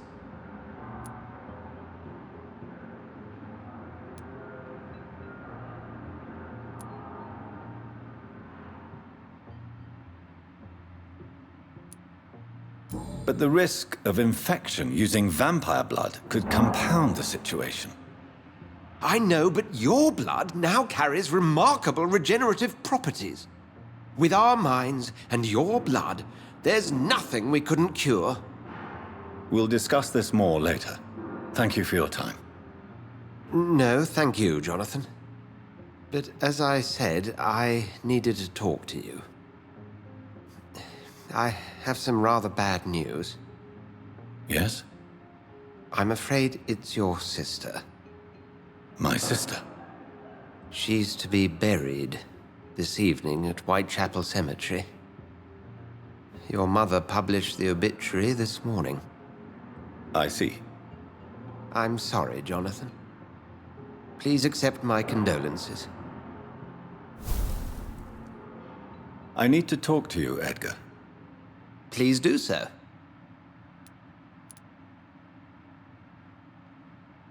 So you manage a hospital financed by a vampire? Yes. Pembroke was founded by Lady Ashbury. She's also our largest donor. A convenient yet expensive way to have a fresh supply of blood on hand, day and night, don't you think? All vampires drink blood by nature. Me, I praise the lady's exemplary moral fiber. If I may inquire, how did you meet her? Well, Jonathan, she sought me out and offered me the position. It's been a very profitable partnership for both parties. Nurse Crane will not be returning to Pembroke Hospital. Oh, really? Did something happen? She seems such a very capable woman. She was blackmailing Lady Ashbury. Thought she was murdering patients as some sick upper-class game. Nurse Crane was playing a dangerous game. She's lucky Lady Ashbury abhors violence. Do you know anything about the vampire hunters in the East End? Without a doubt, it's the Guard of Prewen. Zealots to the last man. They're definitely well organized and equipped. They're extremely dangerous and not to be trifled with. To them, you're a feral beast, and I, your accomplice. Where do they come from? Once they shared the Brotherhood's ideology on non-intervention, but they concluded vampires were a scourge. We'll talk later.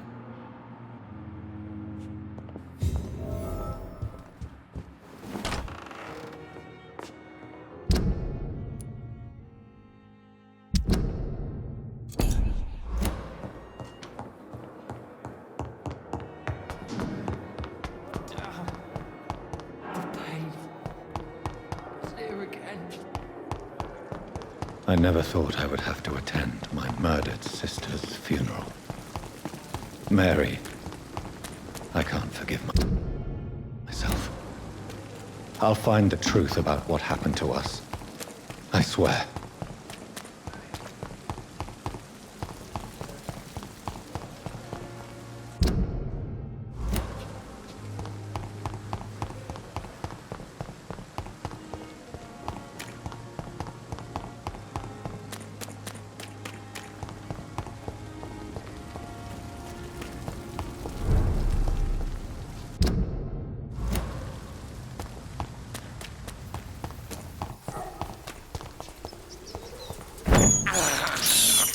I can't believe I'm doing this. I have this thirst for blood. See them fancy clothes? This one.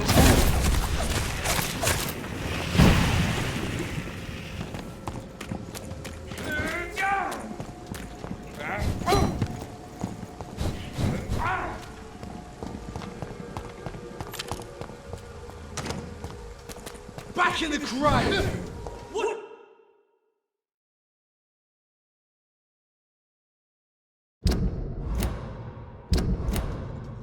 Yourselves! There's one of them! Over there! There's one of them vermin!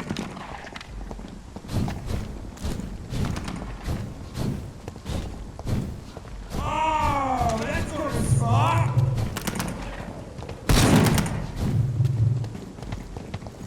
Let's beat him down! Fuck!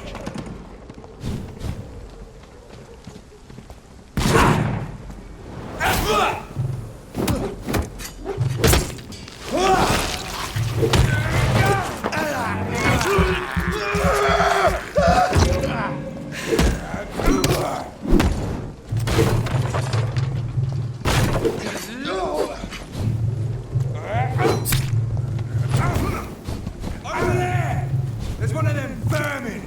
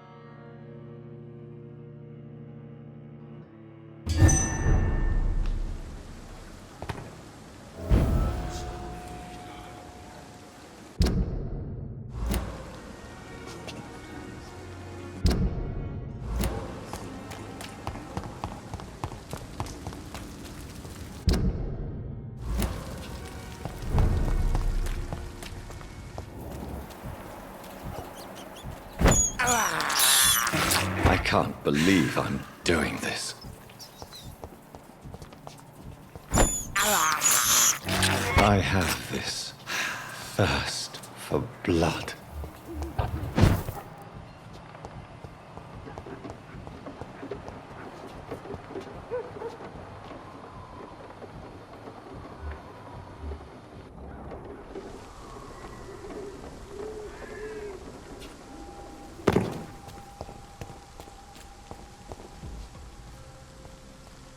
Turn around, sir.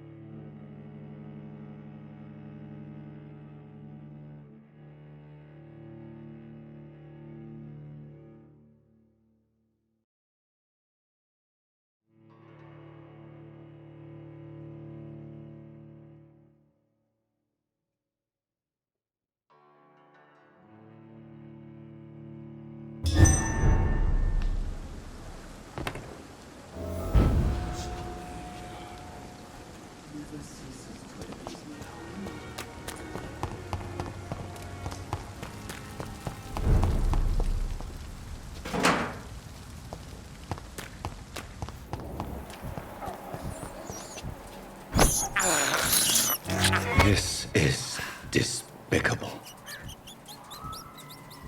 I can't believe I'm doing this.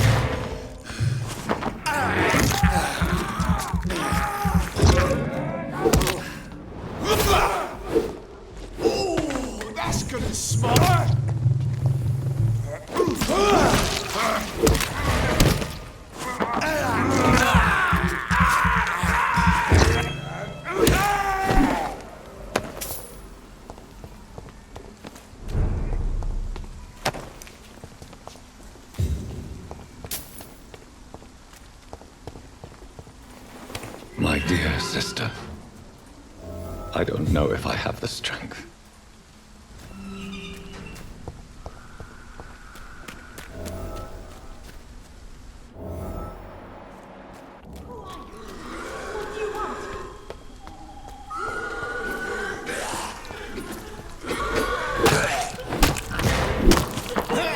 Somebody help!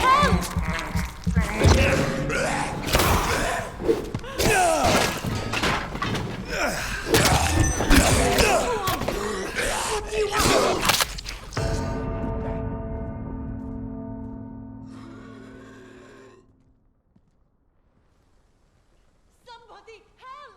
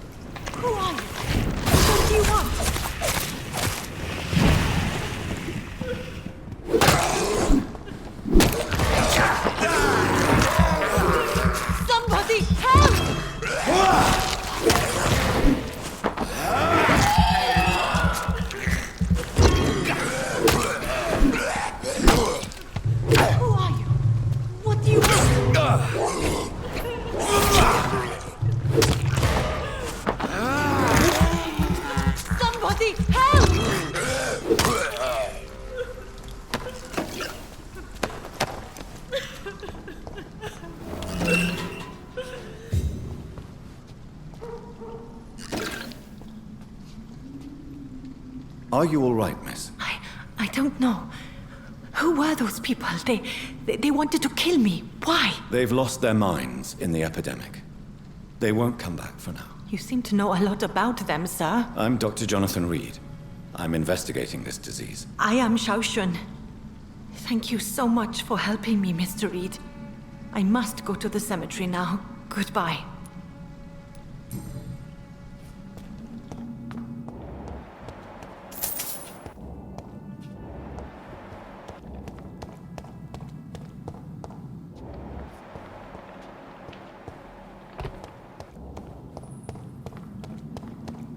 It's locked, all right.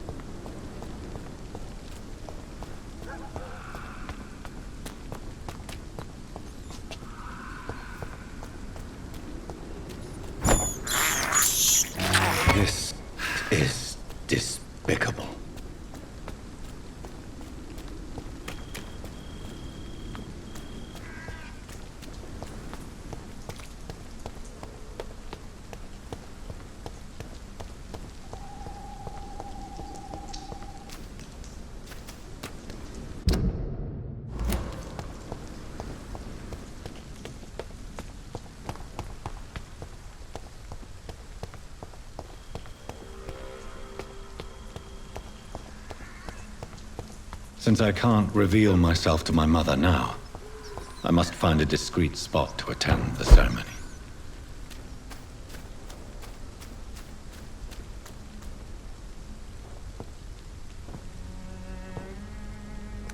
I am the resurrection and the life. He that believeth in me, though he were dead, yet shall he live. And whosoever liveth and believeth in me shall never die. We commend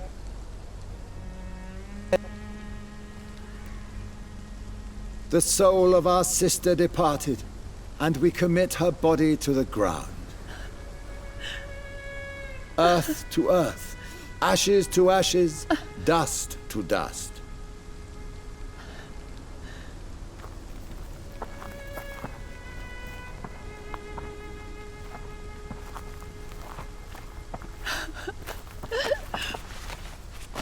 Why kill my Mary and stick her here in this cold, god-awful place?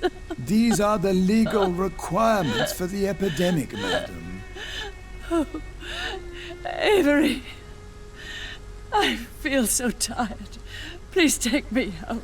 Yes, madam.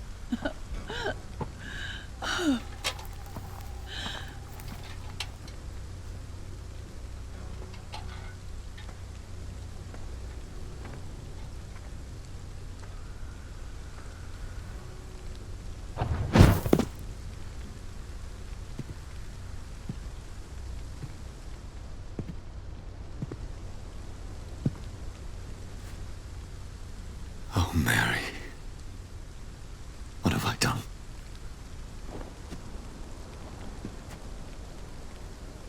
If I could only change one thing. One thing. This is a nightmare.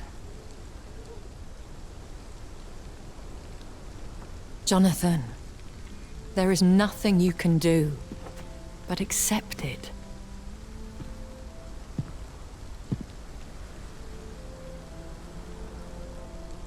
What brings you here? I thought you could use the company. I am so sorry for your loss, Jonathan.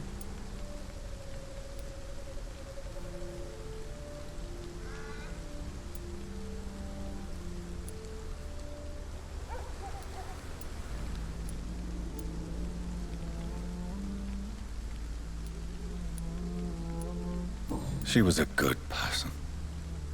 Vibrant, full of life. She was kindness incarnate, my Mary. You're a good person, Jonathan. And a young Ekon. A newborn cast into the night without so much as a candle to guide your way. She had been scouring the most dangerous parts of London in search of me. And it led to her death. Jonathan, don't. I still hear her last thoughts. They echo in my head. Her mind shattered, and it haunts me. Jonathan, stop. Listen carefully. You must come to terms with this. You must learn to live with what happened.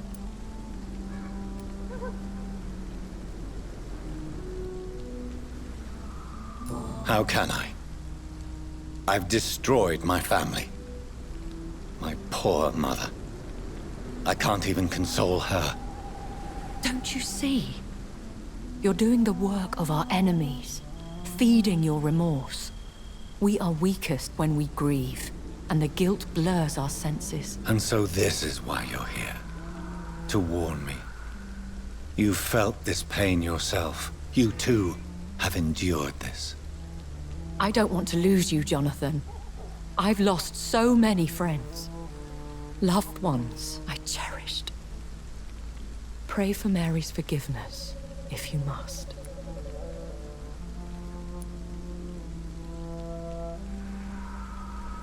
Thank you, my lady. I will. Good. But be careful.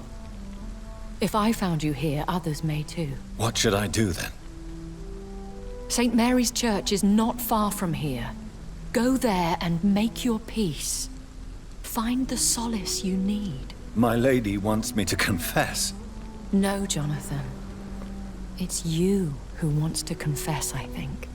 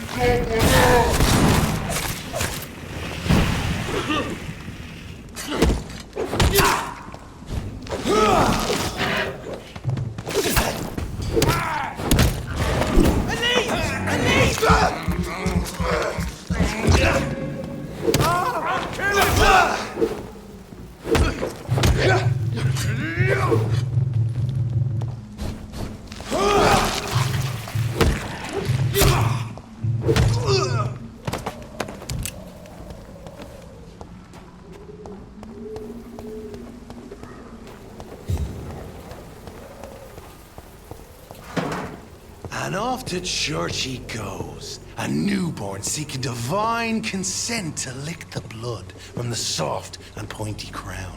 Who are you? Make yourself known. Newborn, you reek of guilt and pointless compassion. Shed your skin, forget your old weaker self. What do you want from me?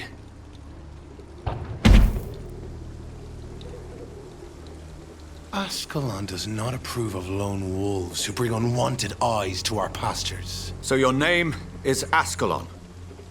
Ascalon's will is vampire law.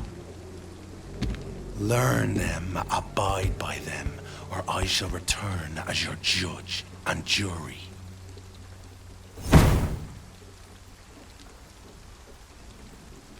These immortals try my patience with their plans and unsolicited counsel.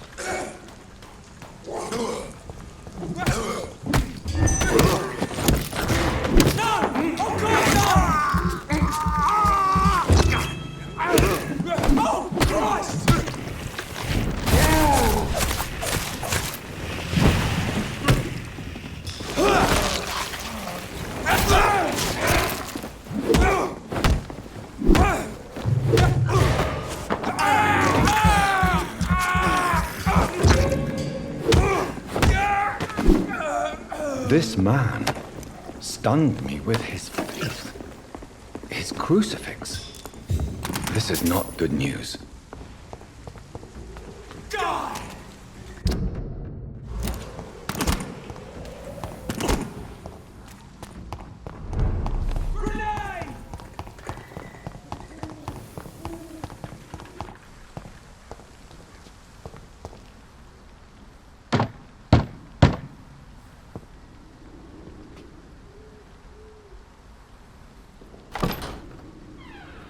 Yes?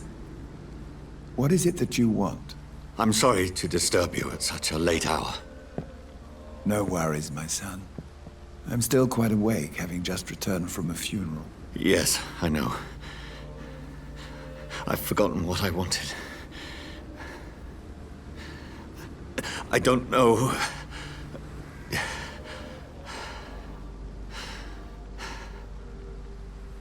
May I help you, child?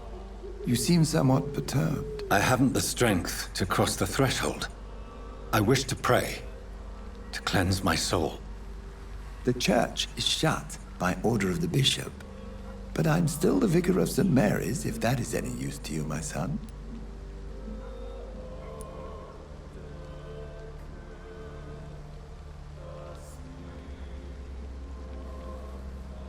You seem to me a good soul, Vicar. But this is a personal matter. There are no secrets from God, my son. If your heart needs comfort, consider me your chapel. For I can be as silent as stone.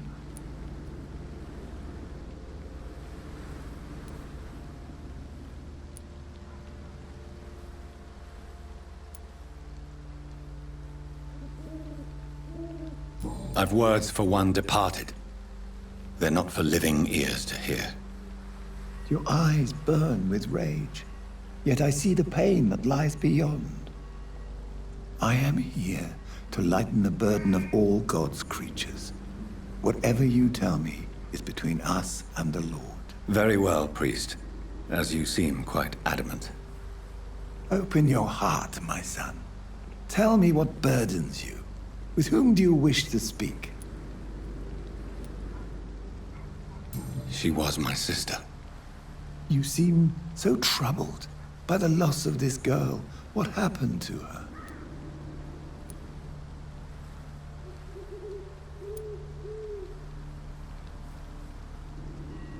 It was an accident. A terrible, terrible accident. I see. And how are you feeling, my son?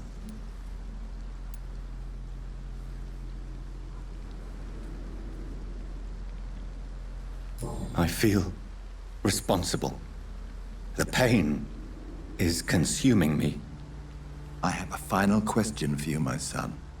This is of the utmost importance. Ask your question, Vicar. What would you like her to know?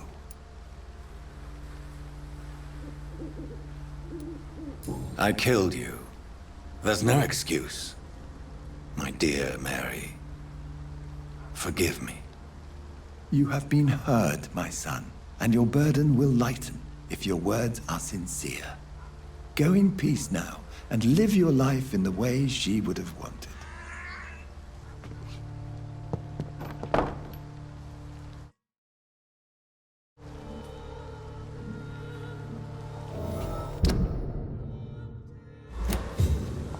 Whatever happened on this dock is between my sister and I. It does not concern God at all. I'm cheap and I'm clean, I promise.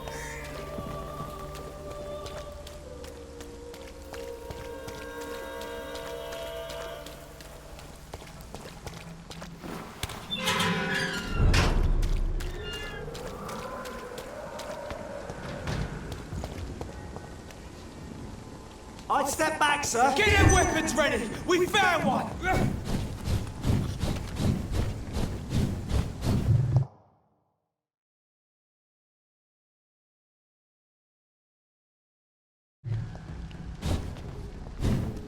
Crawl back to the hell and spawn you. Over there.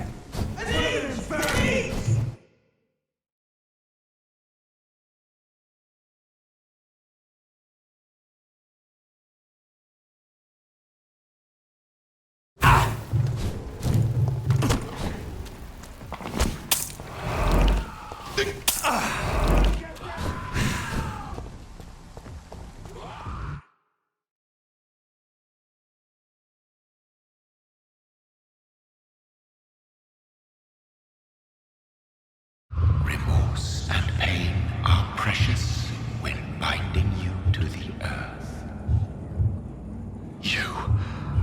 I remember you.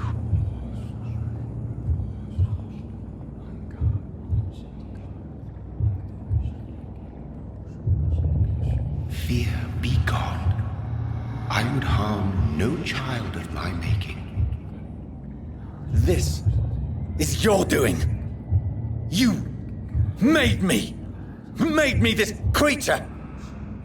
What are you? I am the land. You are our champion.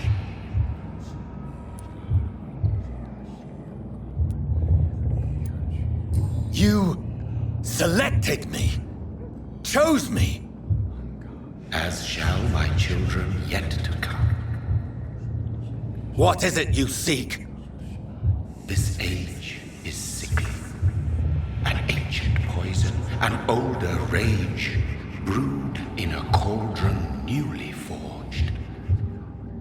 This has something to do with the epidemic. Seek truth, my champion. Defeat the serpent of knowing with iron spur.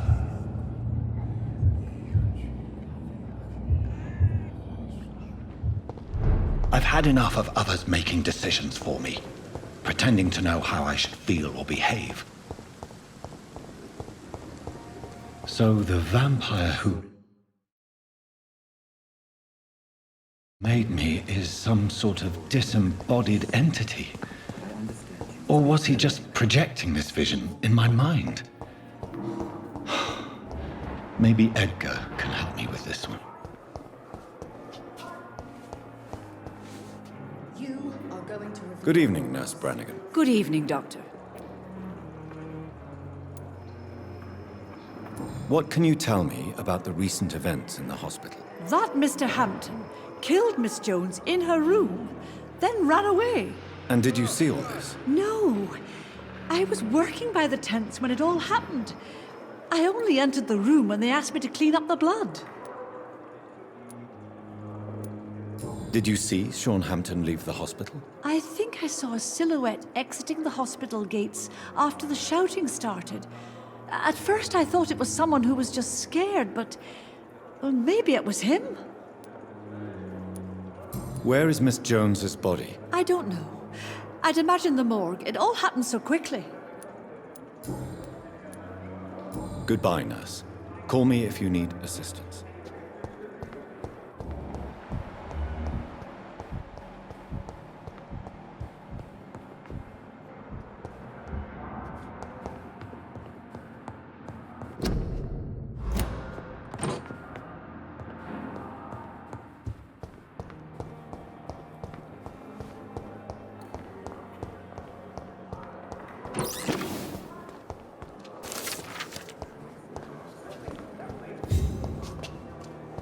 Fear and disgust on every street. I wish I could be thick again. Blood oil with the fever. You are a coward blinded by fear. You've embraced.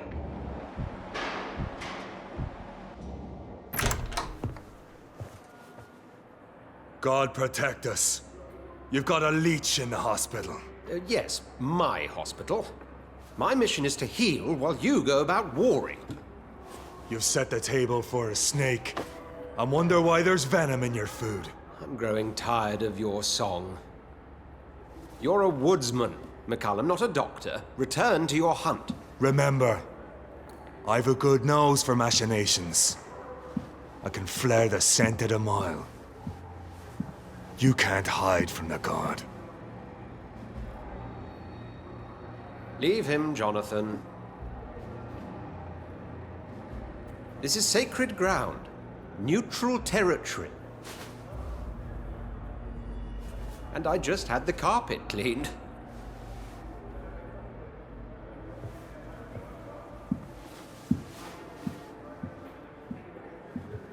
By the sacred stole, this is very bad news. Bad news indeed. What happened? The hospital has been attacked. We have injured patients, at least one dead and several missing. This has spiraled out of control. Even the most infirm are asking to be allowed to return home.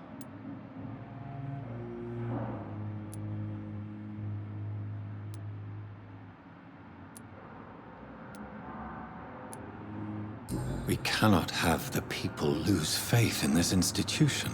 This hospital is their only hope. Of course, you're right. But we cannot afford a public scandal. It would ruin us. We must restore order, and quickly. You mentioned a dead patient. Who is he? She, Jonathan.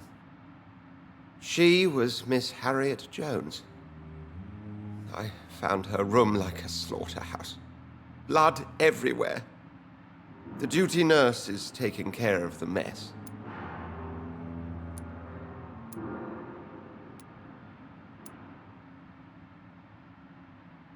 Very well. I'll help you. Jonathan, please. I can't rely on anyone else. And this concerns you as it involves vampires. Someone has taken advantage of our more liberal tendencies here. In what way? Jonathan, I may turn my head when you or her ladyship indulge, but I will not allow this place to become a nest for street feeders. Please then, tell me. Sean Hampton, the man we thought we'd saved at the docks. It seems he was infected after all. So Hampton became more beast than man. Exactly. And now Guard of Prewen suspects the hospital of vampire activity. Do you realize what that could mean for us?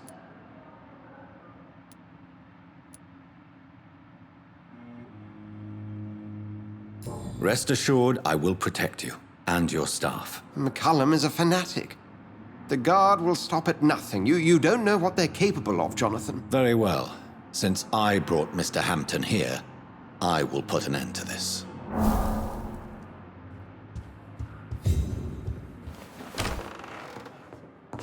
Sean Hampton lives and breathes for the well-being of his flock. There's no other place he would go but the docks.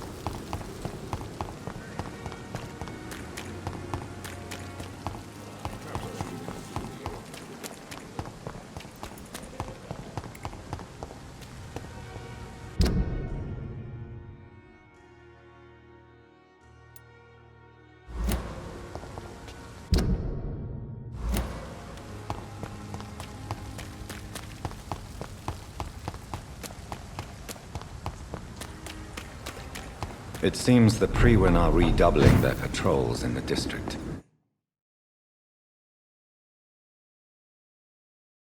I must be more careful.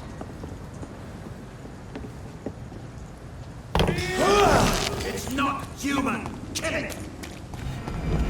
Watch yourselves! There's one of them! Over there! There's one of them vermin!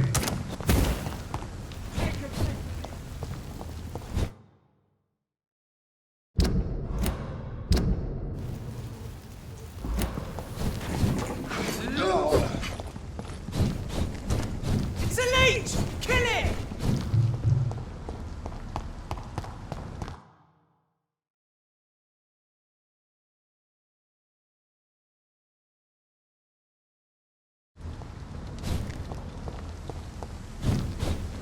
Burn it, boys!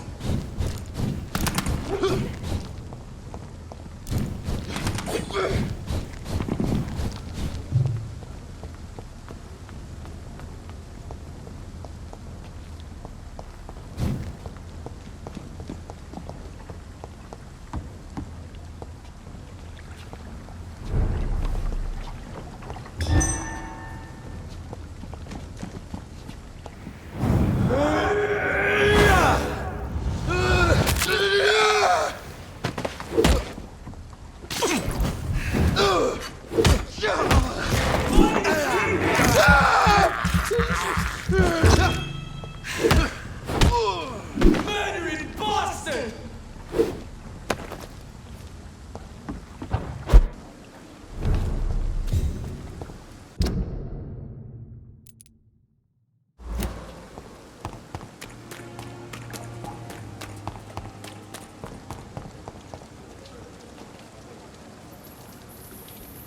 Hello again, Mr. Thatcher. Do you feel any better now? Yes, this neighborhood may stink of dog shit and reek of piss, but to me it smells like the purest mountain air.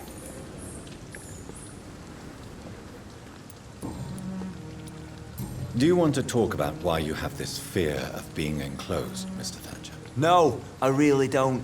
An irrational fear like yours is usually rooted in a specific event. Perhaps it would help to talk about it. Well, Doctor, take a guess then, if you're so interested in my case.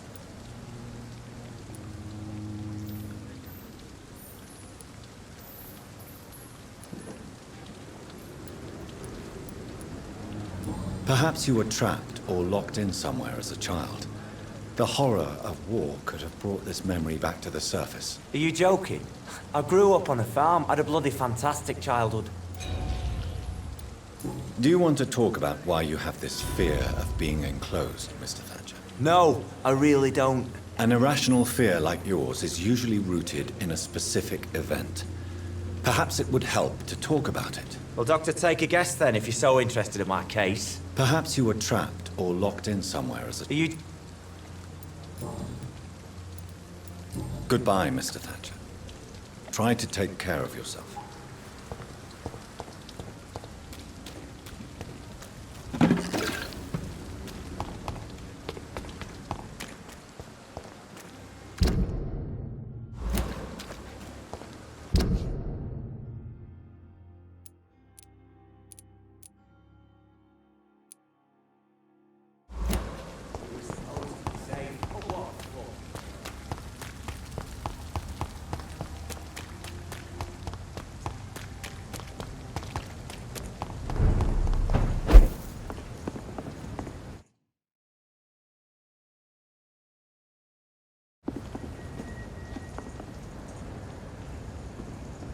Fear no evil! We do the Lord's work here!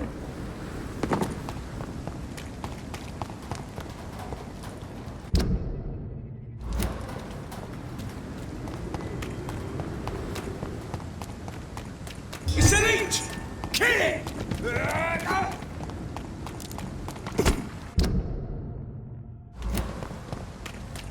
Look at it! Vicious bugger!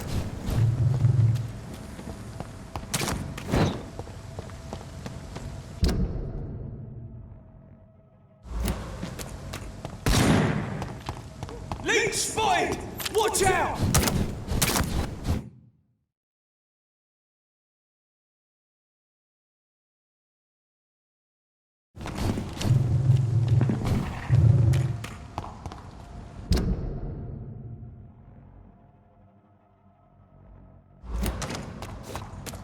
Someone's playing a right strange game.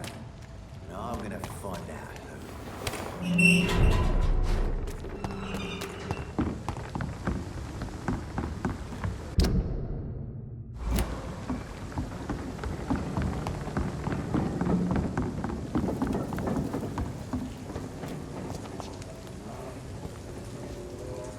Good evening, miss.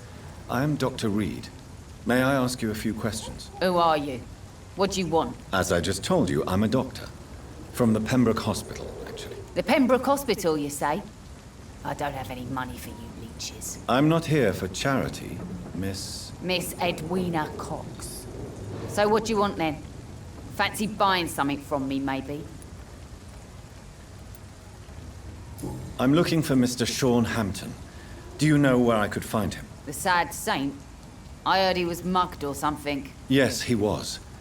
But he left hospital recently. You don't say. Well, I suppose it's good news for the homeless and the useless. Ask them, they must know something. Can I see what you have to sell? As long as you have money, I'll show you all I have.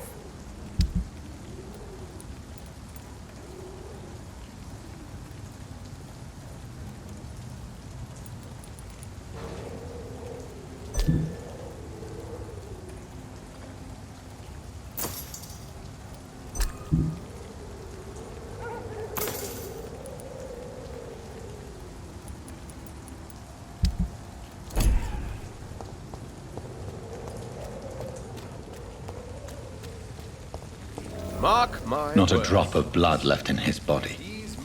This is the work of a vampire. Whatever do you mean? I'm a tracker of these creatures. A vampire hunter.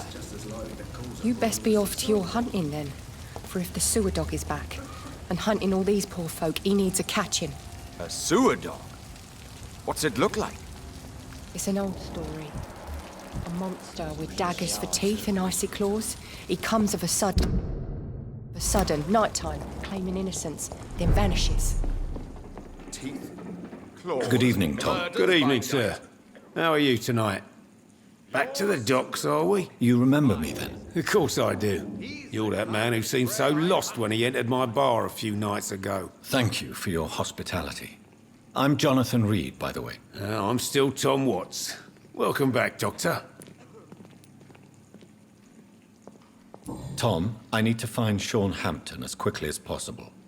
I've been told you could help me. I heard the sad saint was recovering at Pembroke Hospital. Did he leave or something?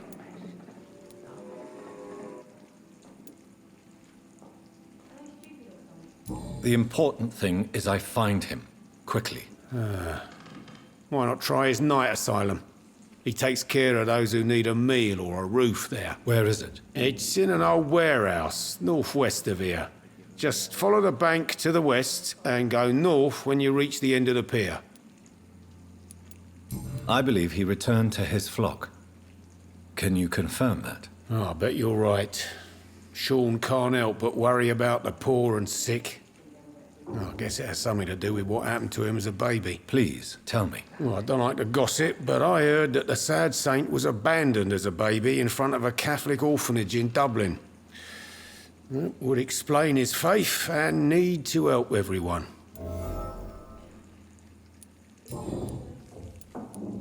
Goodbye, Mr. Watts.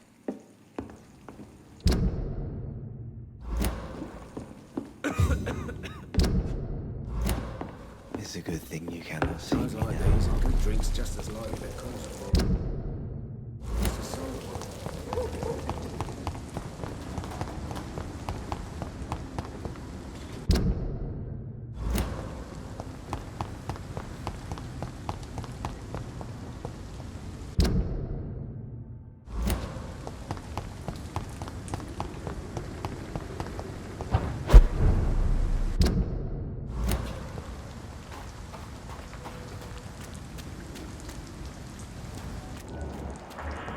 Seems like the Guard of Prewin is on Sean Hampton's trail, too.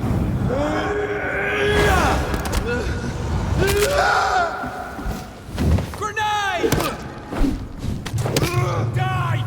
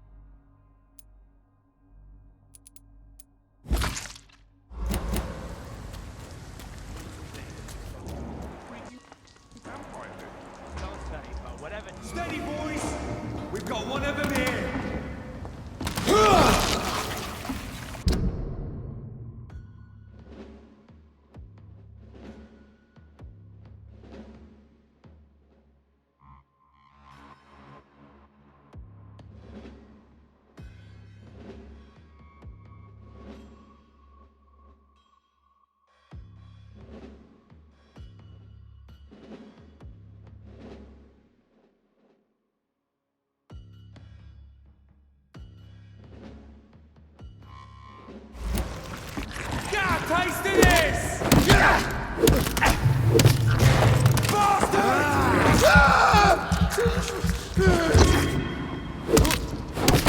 Oh, that's gonna suck!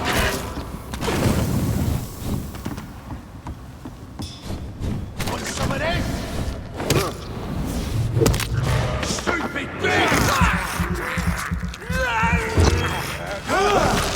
Take the leeches!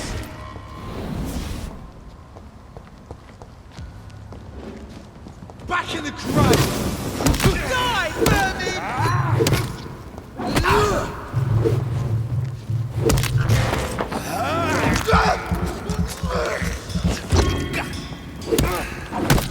Burn it, boys! Die, vermin!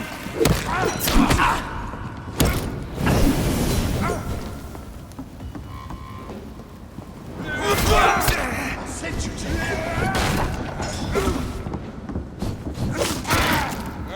crush the leech, boys!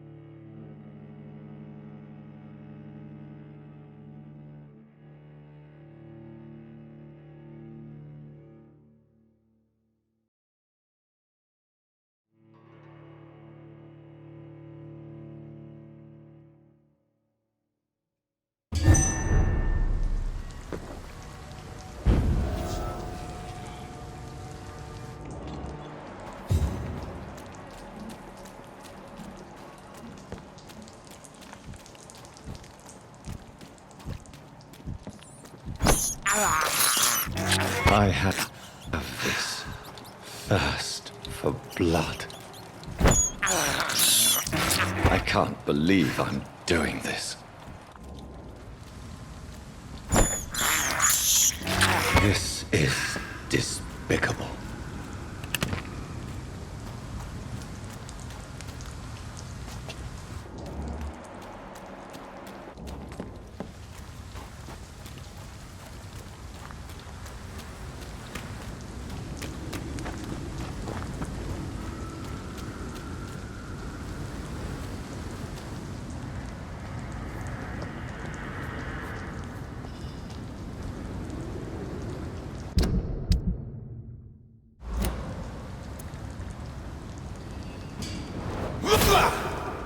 Over there! There's one of them vermin!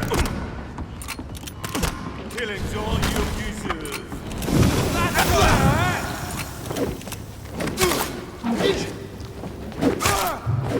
Want some of this? Crush the leech, boys! All of Die, vermin!